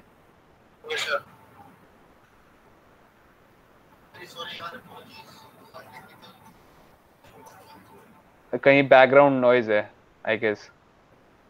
Okay so I will continue. तो तो जिन लोग को समर में इंटर्नशिप नहीं मिली थी उन लोग ने फिर किसी प्रोफेसर को अप्रोच करके उनके लैब में काम करना चालू कर दिया था and eventually they got into thesis, तो फिर उनका फिर अगला साल पूरा फंड हो गया था। ठीक है, तो फंडिंग मिलना रिलेटिवली आसान है यूएस में because there is immense research funding as I have been saying till now. You just have to be active, reach out to professors, get into their research team, or if there is an open position for TA for any of the courses they are delivering for undergraduates or graduates, just reach out to professors. That's the only thing. Reach out to professors and you'll get the fund. 90% probability है मिल जाएगा, depending on university, but 90% universities में मिल जाता है आसानी से। The second option is कि summer में internship के लिए अप्लाई करो, लाइक मिलने के चांसेस हाई होते हैं। समर में इंटर्नशिप एक बार मिल जाए, try to extend those internships, मतलब 3 सेमेस्टर तक इंटर्नशिप आप लोग इजीली कर सकते हैं। एंड अपने जैसे सोचेंगे यार अगर इंटर्नशिप ही करते रह जाएंगे तो क्लासेस बाकी क्रेडिट्स कैसे कंप्लीट करेंगे, ऑनलाइन कोर्सेज ले सकते हैं उसमें। जैसे मैंने ऐसे ही किया था, मेरी समर में इंटर्नशिप लग गई थी, तो इंटर्नशिप समर में तो इंटर्नशिप किया, सेकंड फॉल सेमेस्टर जो आया उसमें भी अपना इंटर्नशिप कंटिन्यू किया था and I took 2 courses online. तो एंड फिर फाइनल इंटर्नशिप्स का फायदा ये है कि अगर इंटर्नशिप लग जाती है तो आप उसी इंटर्नशिप को फुल टाइम में कन्वर्ट कराने का कर सकते हैं, depending on your performance and the position opening in your company. But chances high होते हैं, मतलब मोस्ट ऑफ द स्टूडेंट्स जो मेरे साथ में थे जिनकी इंटर्नशिप लगी थी उन लोग ने अपना उसी इंटर्नशिप को फुल टाइम में कन्वर्ट कर दिया था। तो that's a win win situation, मतलब if you are not into research program तो आप इजीली उसको फुल टाइम में कन्वर्ट करके अपना जॉब कंटिन्यू कर सकते हैं। If you are in a research program तो you have to defend your thesis, तो जब तक आप अपना थीसिस डिफेंड करके खत्म नहीं करेंगे तब तक आप जॉब नहीं, मतलब you won't be graduating and you can not start your job, right. तो उसमें भी ये है, जैसे मेरा थीसिस तो नहीं था, मेरा कोर्स वर्क ही था। मैंने अपना 2 सेमेस्टर इंटर्नशिप किया था and by the end of second semester I got the offer for a full time position in my company. तो मैंने थर्ड सेमेस्टर कंटिन्यू नहीं किया इंटर्नशिप पे, I went back to enjoy the last semester of my college and फिर उसके बाद full time start कर दिया था। तो CPT is curriculum practical training, जिसके लिए आपको 364 डेज मिलते हैं, which is 3 semesters.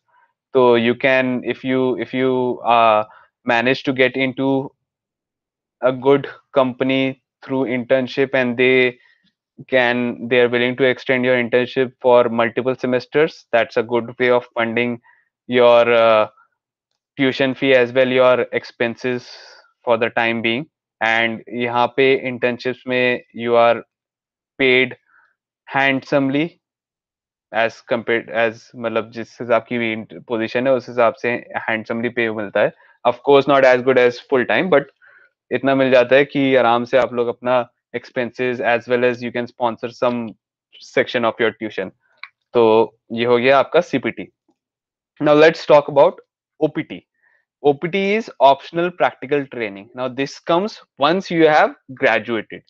So F1 visa पे now for STEM is science, technology, engineering and mathematics, जो हम इंजीनियर्स उसमें आते हैं। तो STEM के लिए यूएस में ओपीटी 3 साल का होता है, ओपीटी पीरियड 3 साल तक का आपको ओपीटी पीरियड मिलता है, which is divided in one, the first OPT period plus 2 years of STEM extension. US में जनरली हर मास्टर्स प्रोग्राम को 1 साल का ओपीटी पीरियड मिलता है, विच इज ओपीटी पीरियड में आपको बेसिकली आपको जॉब ढूंढने का ये टाइम है। And for stem, only for stem आपको 1 + 2 years of stem extension, total 3 साल का ओपीटी पीरियड मिलता है। तो ओपीटी पीरियड स्टार्ट कब होता है? Like once you have graduated, so within 90 days of your graduation your OPT period has to start। ठीक है, तो मतलब जब आपका फाइनल सेमेस्टर होगा, योर इंटरनेशनल स्टूडेंट्स बॉडी जो भी है, इंटरनेशनल प्रोग्राम सर्विसेज जो भी आपका यूनिवर्सिटी का है, they will be reaching out to you कि आप भाई आ जाओ अपना ओपीटी पीरियड के लिए अप्लाई करो. मतलब you will have to apply within 2 years of before 2 months of your graduation, and your OPT period will start within the next 90 days of your graduation. जो भी आप अपने एप्लीकेशन में OPT की डेट, स्टार्ट डेट डालते हैं, but it has to be within 90 days of your graduation. ठीक है. Now once your OPT has started, so in within the next 90 days, once your OPT has started, you have to find a job. मतलब 90 days में you have to secure a job, or if you're not able to secure a job, go for a voluntary employment, go back to any professor in the university, and उसके अंदर you can do some voluntary work, voluntary research, and that will be also sufficient to maintain your status in OPT. ठीक है. तो after your OPT period starts, you get 90 days. इतने में either find a job. If you're not able to find a job, then continue voluntary working with any professor in the university. ठीक है. And जब तक voluntary work कर रहे हैं, keep on looking out for jobs. मिल जाता है. मेरे साथ जितने थे, मिल गया था सबको जॉब. कुछ को ओपीटी वो 90 डेज के बाद भी मतलब उन लोग ने अपना वॉलंटरी वर्क स्टार्ट कर दिया था टू सेव दोज 90 डेज. मतलब बेसिकली ओपीटी में क्यूमुलेटिव फॉर 1 year आप 90 डेज से ज्यादा अनएम्प्लॉयड नहीं रह सकते हैं. अगर आप 90 डेज से ज्यादा अनएम्प्लॉयड रहते हैं तो आपका वीजा स्टेटस कैंसिल हो जाएगा, F1 वीजा स्टेटस. ठीक है. तो अगर आपने फर्स्ट डे ऑफ ओपीटी से आपको जॉब नहीं मिली है, आप वॉलंटरी एम्प्लॉयमेंट ले लो प्रोफेसर के अंडर, ताकि वो 90 डेज ऑफ अनएम्प्लॉयमेंट को सेव कर सकते हैं. ठीक है. तो ये हुआ पहले साल ओपीटी का. उसके बाद स्टेम के लिए 2 साल एक्सटेंशन और मिलता है. तो टोटल 3 साल you can work on student visa. अब इन्हीं 3 साल में आपको 3 बार, मतलब हर साल अप्रैल में H1B की मार्च में H1B योर वर्क वीजा की फाइलिंग होती है, which is generally sponsored by your company. ठीक है. तो हर साल H1B के लिए अप्लाई कर सकते हैं. अगर पिक नहीं होता है तो सेकंड साल, नहीं होता तो 3 साल. तो बेसिकली 3 साल of working on student visa, and with in those 3 years you get 3 attempts for H1B. तो H1B तो अभी तो लॉटरी सिस्टम चल रहा है, तो मैं ये तो नहीं कहूंगा कि पिक ही हो जाता है, बट चांसेस 3 साल में पिक होने के हाई होते हैं जनरली. अभी तक मेरे साल जितने सबका पिक हो चुका है सेकंड अटेम्प्ट में. कुछ बचे हैं तो होपफुली उनका थर्ड अटेम्प्ट में पिक हो जाएगा. अगर पिक नहीं होता है then they look for like PhD में ले लिया, या फिर देयर आर हैक्स. वो मतलब आपकी company and your university can work it out. तो जब आप ओपीटी में होते हैं, you are still link to your university. ठीक है. मतलब आप अपनी यूनिवर्सिटी में आपको रिपोर्ट करना होता है कि नॉट पूरे time, but like every year and आपको यूनिवर्सिटी में रिपोर्ट करना है कि मैंने इस साल ये किया. जस्ट अ स्मॉल पैरा, ऐसा कुछ नहीं है कि बहुत बड़ा it's a big deal, but you are still link to your university till you are on student visa, because your university is maintaining your F1 status. ठीक है. So that is CPT and OPT. Now living expenses. So US में living expenses depend करते हैं university to university, state to state, city to city. ठीक है. Now states जैसे कि California is an expensive state, New York is an expensive state, Michigan, Texas relatively not so expensive. ऐसे ही मतलब हर स्टेट का अपना अलग लिविंग एक्सपेंसिव. जैसे अपने इंडिया में होता है, दिल्ली महंगा है, अलीगढ़ इतना महंगा नहीं है. सेम स्टेट में भी सिटीज एक्सपेंसिव होंगे, कॉलेज टाउन्स रिलेटिवली कम एक्सपेंसिव होंगे, आइसोलेटेड टाउन्स और कम एक्सपेंसिव होंगे. ठीक है. तो इट डिपेंड्स. तो मेरा सजेशन ये है, जो मैंने एक्सपीरियंस किया है both in terms of university selection and living expenses, कि एक तो बहुत ही अच्छी यूनिवर्सिटीज होती हैं. Like Ivy League and great top 10 universities, Stanford हुआ, university of Michigan Ann Arbor हुआ, ठीक है, university of Pennsylvania, MIT, UCLA, amazing universities, लेकिन बहुत एक्सपेंसिव है, क्रेजी एक्सपेंसिव। तो या तो तुम इन यूनिवर्सिटीज में रिसर्च के लिए जाओ, तो विन विन सिचुएशन है, मतलब amazing university, great research experience, and research में जाओगे तो फंड भी मिल जाएगा, win win situation in any sense, every sense, ठीक है। अदरवाइज मतलब जो अब मतलब बिलो इन यूनिवर्सिटीज के नीचे जो होती हैं, जो सेकंड टीयर यूनिवर्सिटीज कह लो, but they are also very good. मतलब अब इन यूनिवर्सिटीज के सिलेक्शन में तुम ये भी देख सकते हो कि हर यूनिवर्सिटी का हर प्रोग्राम रेप्यूटेड नहीं होता, ठीक है। अब जैसे latest when I talk about Michigan Tech, तो मिशिगन टेक का automotive program is very well reputed in automotive industry, ठीक है।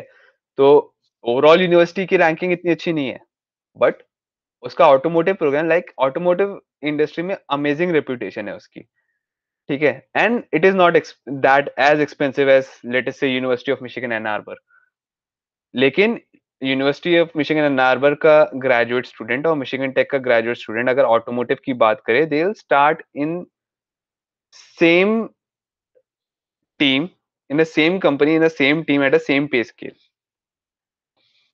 ठीक है। द ओनली डिफरेंस इज कि मिशिगन टेक के बंदे ने अपने मास्टर्स में लेटेस्ट से 30 लाख लगाए हैं, hypothetically speaking, and university of Michigan Ann Arbor के बंदे ने अपने मास्टर्स में हाइपोथेटिकली स्पीकिंग 60 लाख लगाए हैं, ठीक है।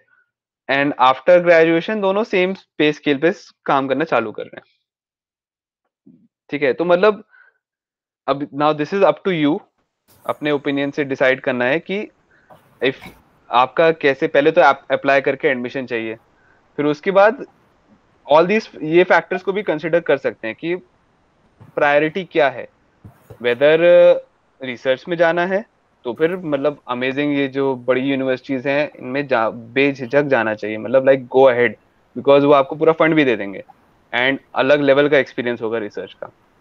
बट इंडस्ट्री ओरिएंटेड जाना है and you can still consider कि चलो एक लोअर यूनिवर्सिटी पे जाते हैं जिसका program is very well reputed, ठीक है। तो उसमें विन विन है, मतलब प्रोग्राम की रेपुटेशन के बेसिस पे जॉब मिलना बहुत आसान है, एंड एक्सपेंसेस रिलेटिवली बहुत कम है एज कम्पेयर टू बड़ी यूनिवर्सिटी।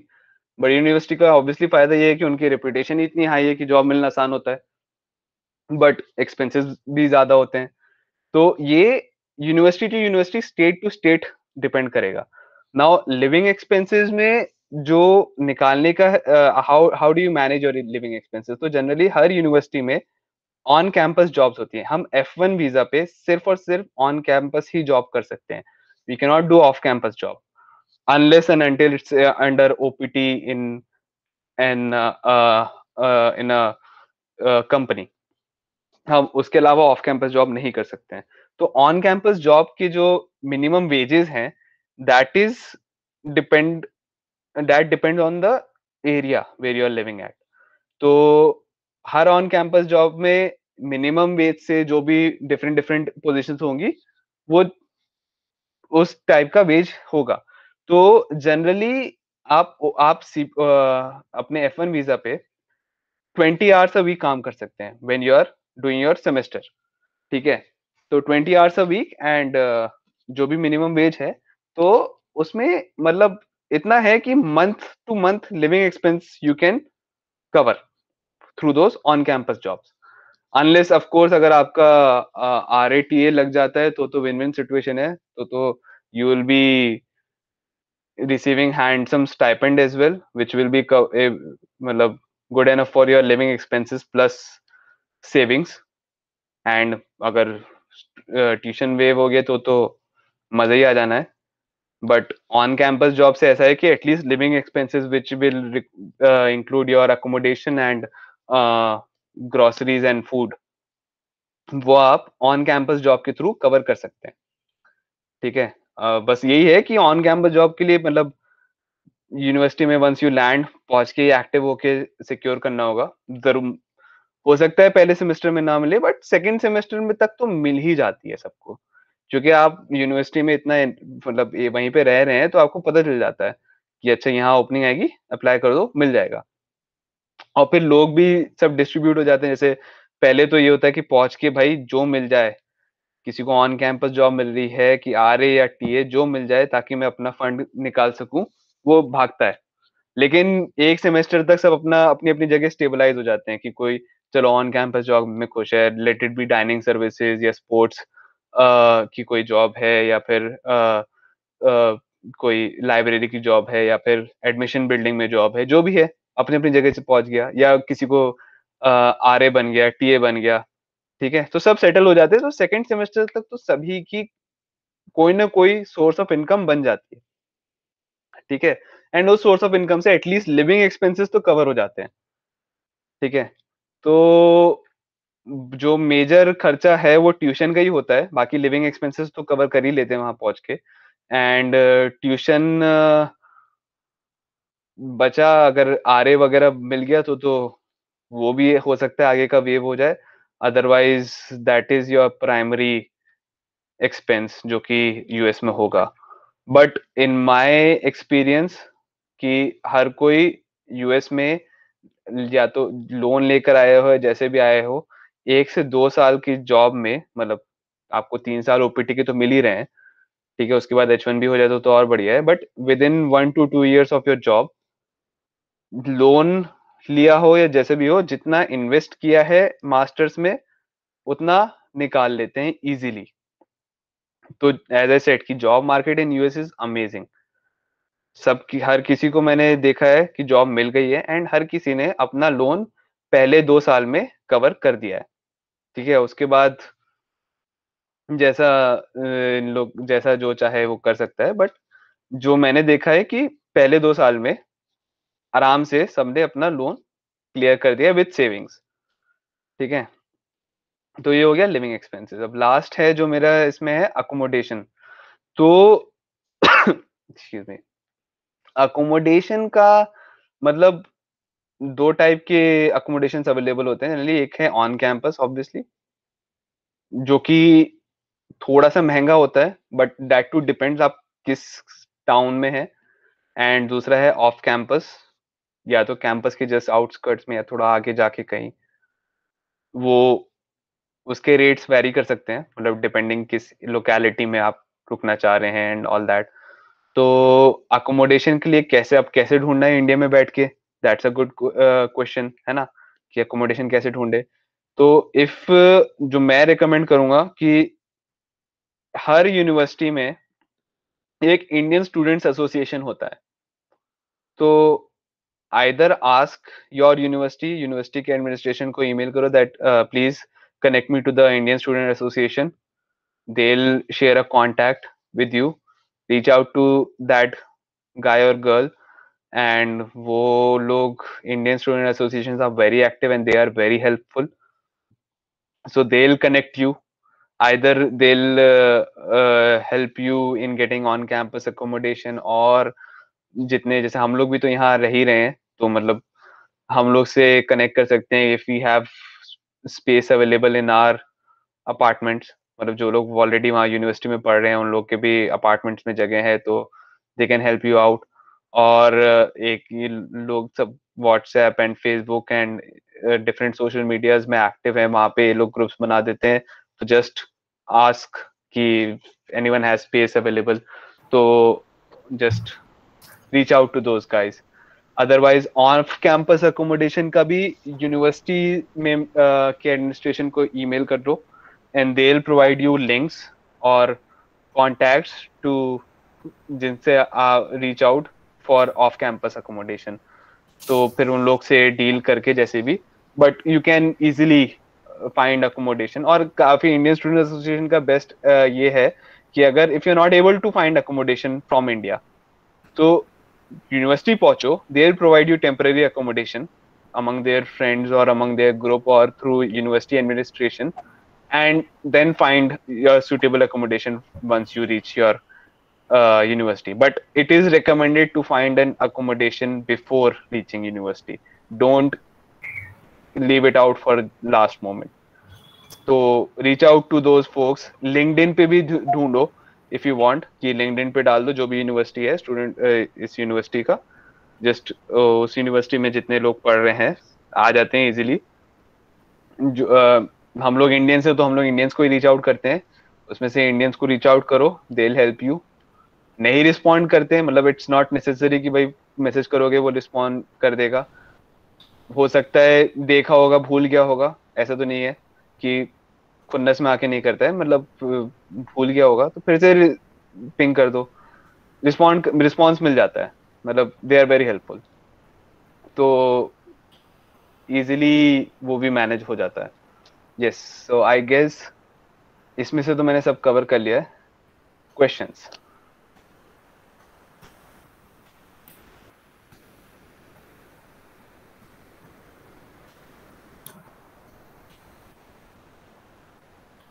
ऑडियंस में से किसी को क्वेश्चन है, यू कैन आस्क.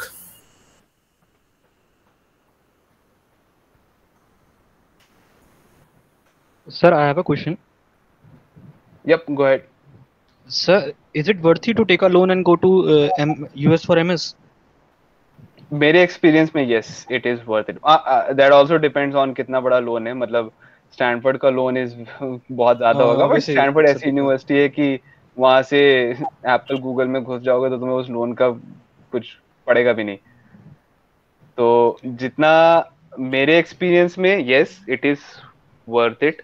बाकी सबका अपना पर्सनल सर्कमस्टेंसेस होते हैं, मैं उस पर्सपेक्टिव से तो नहीं बोल सकता हूँ, बट मेरे पर्सपेक्टिव से yes, it is worth it to take a loan and go for MS in US because job market इधर अमेजिंग है. एंड एज आई मेंशन कि मेरे एक्सपीरियंस में जितने भी लोग हैं सबने अपने पहले 2 साल में अपना लोन उतार दिया है, एंड उसके बाद they have significant savings as well after paying off their loans.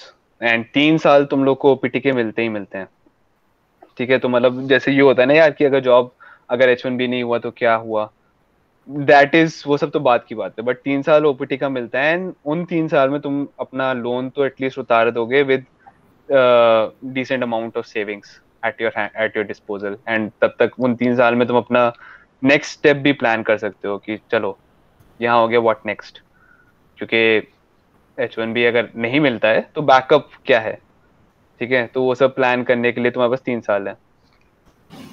End of course जैसे इस साल तो पिछले 2 साल से पैंडेमिक चल रहा है तो सर्कमस्टेंसेस काफी हिली हुई हैं लोगों की, बट स्टिल जितने लोग यहाँ पे हैं जिनको मैं जानता हूँ दे आर ऑल मतलब एबल टू मैनेज अभी तक. तो ये वाली सर्कमस्टेंसेस भी थोड़े डिफरेंट होते हैं. हाँ sir, one more question sir. Sir, should we stick to only one country while searching for universities, or फिर we should take chances in multiple countries, मतलब more than one? देखो मल्टीपल कंट्रीज की भी अपना मतलब एक बैकअप रहता है. जैसे मैंने जो सोचा था कि यूएस तो मेरे लिस्ट में था नहीं, वो तो मिशिगन टेक में मेरे एक दोस्त ने बोला था कि यार इसमें अप्लाई कर दो, एप्लीकेशन फी नहीं है, GRE और टॉफेल का भी ये लोग ऑफिशियल स्कोर नहीं मांगते हैं, और रोलिंग एडमिट है, और सस्ती यूनिवर्सिटी है, और ऑटोमोटिव के लिए बढ़िया है. तो मैंने कर दिया था अप्लाई, वरना यूएस का मेरा प्लान नहीं था. मेरा प्लान था कनाडा का, एंड उसके बाद कनाडा में मैंने किया था. कनाडा में एज आई मेंशन कि मास्टर ऑफ इंजीनियरिंग में मिला था, क्योंकि थीसिस का सीट थी नहीं अवेलेबल, बिकॉज ट्रम्प भाई जब आए थे यहाँ पे तो उन्होंने इतनी अनसर्टेनिटी बना दी थी कि हर कोई कनाडा भागने लगा था. तो ऑलरेडी सीट्स कम थी और भाई ने बवाल मचा दिया था, तो रिसर्च तो मिलना मुश्किल हो गया था वहाँ पे. तो कनाडा में अप्लाई किया था, मुझे मिले थे एडमिट, सब MH के मिले थे, और मिशिगन टेक से एडमिट आ गया था. और फिर उसके बाद मैंने सोचा था कि यूरोपियन यूनिवर्सिटीज का जनरली एडमिशन प्रोसेस जनवरी से स्टार्ट होता है, whereas US एंड कनाडा का सितंबर से स्टार्ट होके अप्रैल मार्च तक खिंचता है. अच्छी यूनिवर्सिटीज का दिसंबर तक खत्म भी हो जाता है.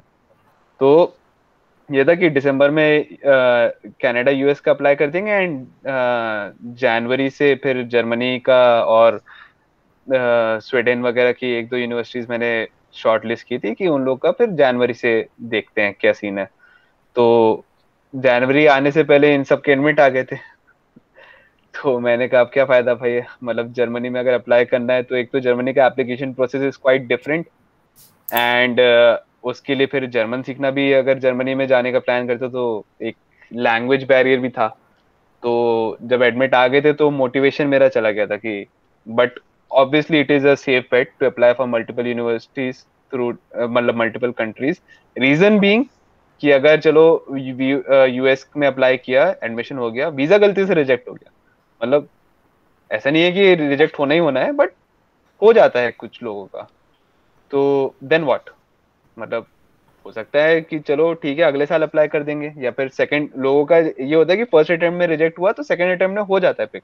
ऐसा नहीं है कि एक बार रिजेक्ट हो गया then there is no scope of getting a visa for US, मतलब कुछ लोगों का तो थर्ड अटेम्प्ट में भी हुआ है। तो but still it's good to keep a backup. तो बैकअप के तौर पे, या फिर हो सकता है यूएस तुम्हारा सेकेंडरी प्लान हो, फर्स्ट प्लान यूरोप हो, तो अप्लाई करो। मतलब अप्लाई करने में तो कुछ नहीं जा रहा है एक्सेप्ट पैसे, तो अपने बजट के हिसाब से सॉर्ट आउट करो। जैसे मैंने प्लान किया था कि 7 यूनिवर्सिटी से ज़्यादा नहीं करना है, क्योंकि हर यूनिवर्सिटी का अपना अपना चार्ज होता है। तो 7 was a decent amount for me, जिसमें इंक्लूडिंग मिशिगन टेक जिसका तो कुछ चार्ज ही नहीं था। जस्ट FYI, जो लोग यहाँ पे ऑटोमोटिव में इंटरेस्टेड हैं, इलेक्ट्रिक व्हीकल्स या फिर जिसमें उसमें, मिशिगन टेक को मैं रिकमेंड करूंगा। बाकी यूनिवर्सिटीज हैं अच्छी, लेकिन मिशिगन टेक में एडमिशन मिलना आसान है,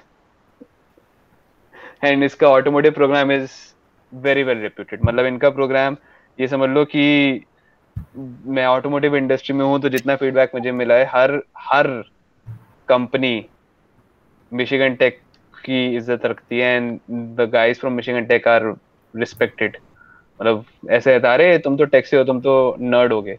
नर्ड नहीं है जबकि हम, बट इन लोग को लगता है क्योंकि वो टेक आ जाता है एंड ऑटोमोटिव में मिशिगन टेक पॉपुलर है। तो वो बस जस्ट मैं यहाँ पे एडवर्टाइजिंग कर रहा हूँ, पैसे नहीं मिल रहे लेकिन फिर भी ठीक है। हाँ, एनी अदर क्वेश्चन? अच्छा, यहाँ चैट में भी क्वेश्चंस आ रहे हैं, सॉरी ये मैंने देखा नहीं।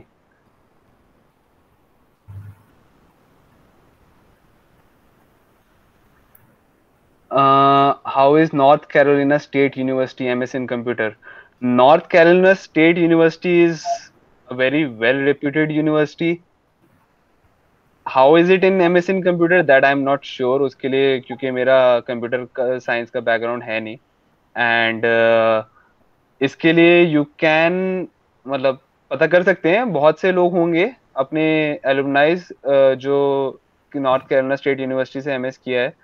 मैं एक दो को जानता हूँ, तो if you can reach out to me offline, मतलब आइदर थ्रू लिंक्डइन और थ्रू ईमेल, या फिर अगर नंबर भी चाहिए होगा तो अब्बास के पास है, उससे ले लेना, तो मैं उनसे पूछ के बता सकता हूँ। But as of now I am not sure how it is in MS in computer science.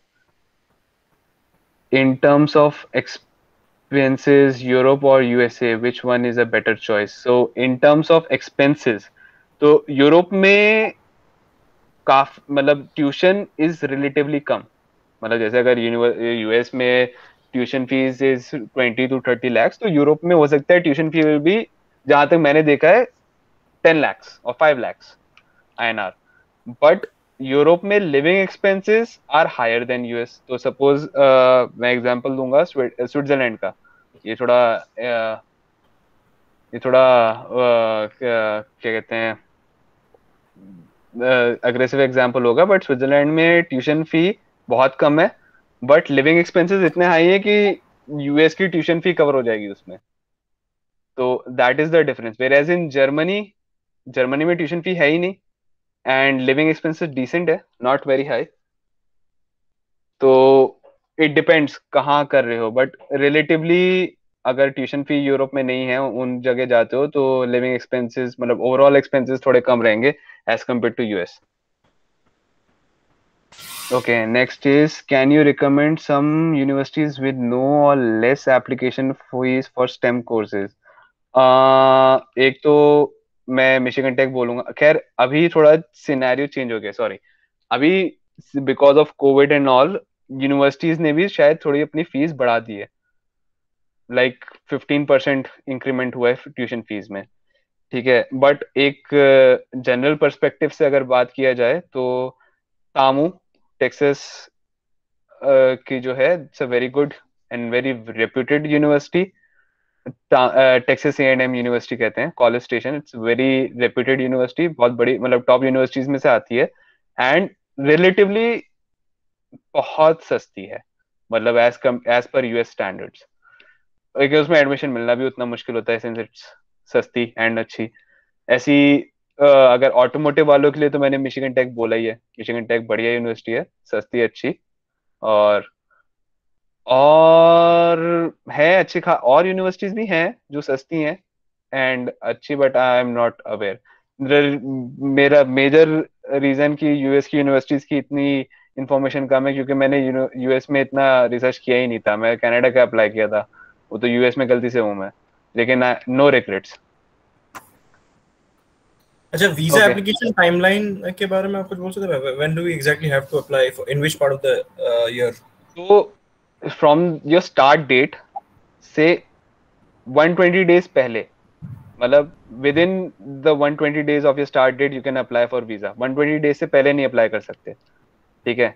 तो जब एक 120 डेज बचते हैं, लेटेस्ट से सितंबर में स्टार्ट हो रहा है, तो समवेयर इन मई के अराउंड वीजा के लिए अप्लाई कर सकते हो, इन आइडियल सिचुएशन। अभी की सिचुएशन की बात नहीं कर रहा हूँ, इन आइडियल सिचुएशन। अभी तो अलग खेल चल रहा है। Okay, any other question?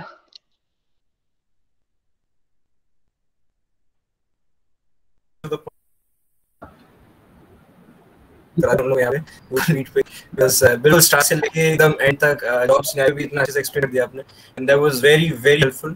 Javiria, I think if you want to add some last comments and take over. Boss, I want to ask one question. Yeah, go ahead. on please. अस्सलाम वालेकुम फैज भाई। वालेकुम अस्सलाम। पावर इलेक्ट्रॉनिक्स के लिए कुछ universities name करते हैं आप यूएसए में, अच्छी यूनिवर्सिटीज? मतलब पावर इलेक्ट्रॉनिक्स, अच्छा पावर इलेक्ट्रॉनिक्स अब ना थोड़ा एक वेग से टर्म हो गया, in the sense power electronics अब डिफरेंट फील्ड से एसोसिएट हो गया, like power electronics in automotive, power electronics in industrial, power electronics in renewable, ठीक है, power electronics in different application.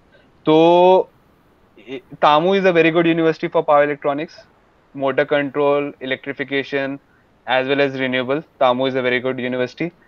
बाकी यार पावर इलेक्ट्रॉनिक्स मतलब which one? College Station, Kingsville, there are many Tamil also. College station, go for college station.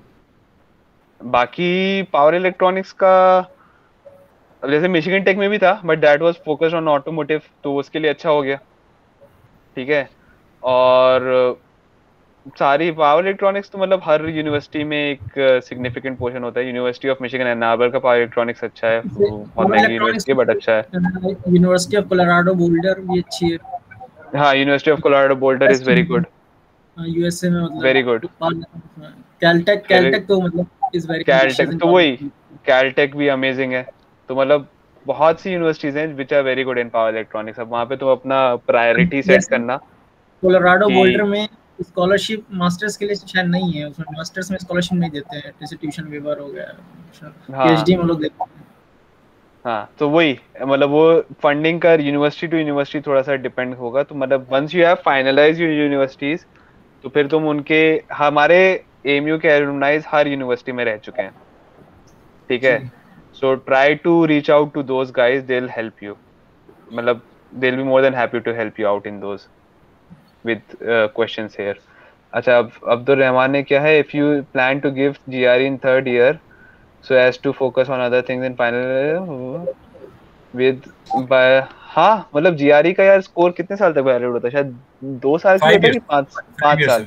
हाँ, तो कभी भी तो फिर दे दो, मतलब थर्ड ईयर में if you are free, you want to give a shot at GRE. बस ये याद रखना, जीआरई 15,000 का है, तो मतलब ट्राई करना कि मल्टीपल अटेम्प्ट देने की जरूरत ना पड़े, बट अगर पड़ती है तो ऑब्वियसली मतलब दोगे। बट हाँ, थर्ड ईयर में शायद थोड़ा लोड कम होगा तो दे दो। मुझे तो लगा था फाइनल ईयर में लोड ज्यादा कम है, तो मतलब जैसा फील हो। Yes, any other question? Javeria, you can take over now. Okay. Hello and Assalamu alaikum. This Walaikum is salam. Javeria Sajid. I'm the co-coordinator of Publicity and Media Interaction in IEEE. And I'm truly honored to deliver a vote of thanks for this amazing session. First of all, I would like to thank Faiz Bhai for sparing his valuable time and enlightening us with his thoughts and experiences. And Faiz Bhai, personally, I think the visa and funding part was the most important one that we all needed to know about. It was so great. And it was so great to have you here. Again, thank you so much for shedding light. And I can already see it's so late at your place, so late at night. So, not taking much time, I would also like to thank our patient and sincere audience for joining us today. I hope you guys have gained a lot from this session. And lastly, a big shout out to IEEE Student Branch, AMU, for conducting such a great session. Thank you all. I Yep, think thanks a lot everyone. And अगर किसी को और भी कोई questions या follow up करना होगा तो reach out to Abbas और मुझे LinkedIn पे search कर सकते हो, यही नाम है Faiz Parvez, and reach out to me on LinkedIn. I'll be more than happy to answer. ठीक है, और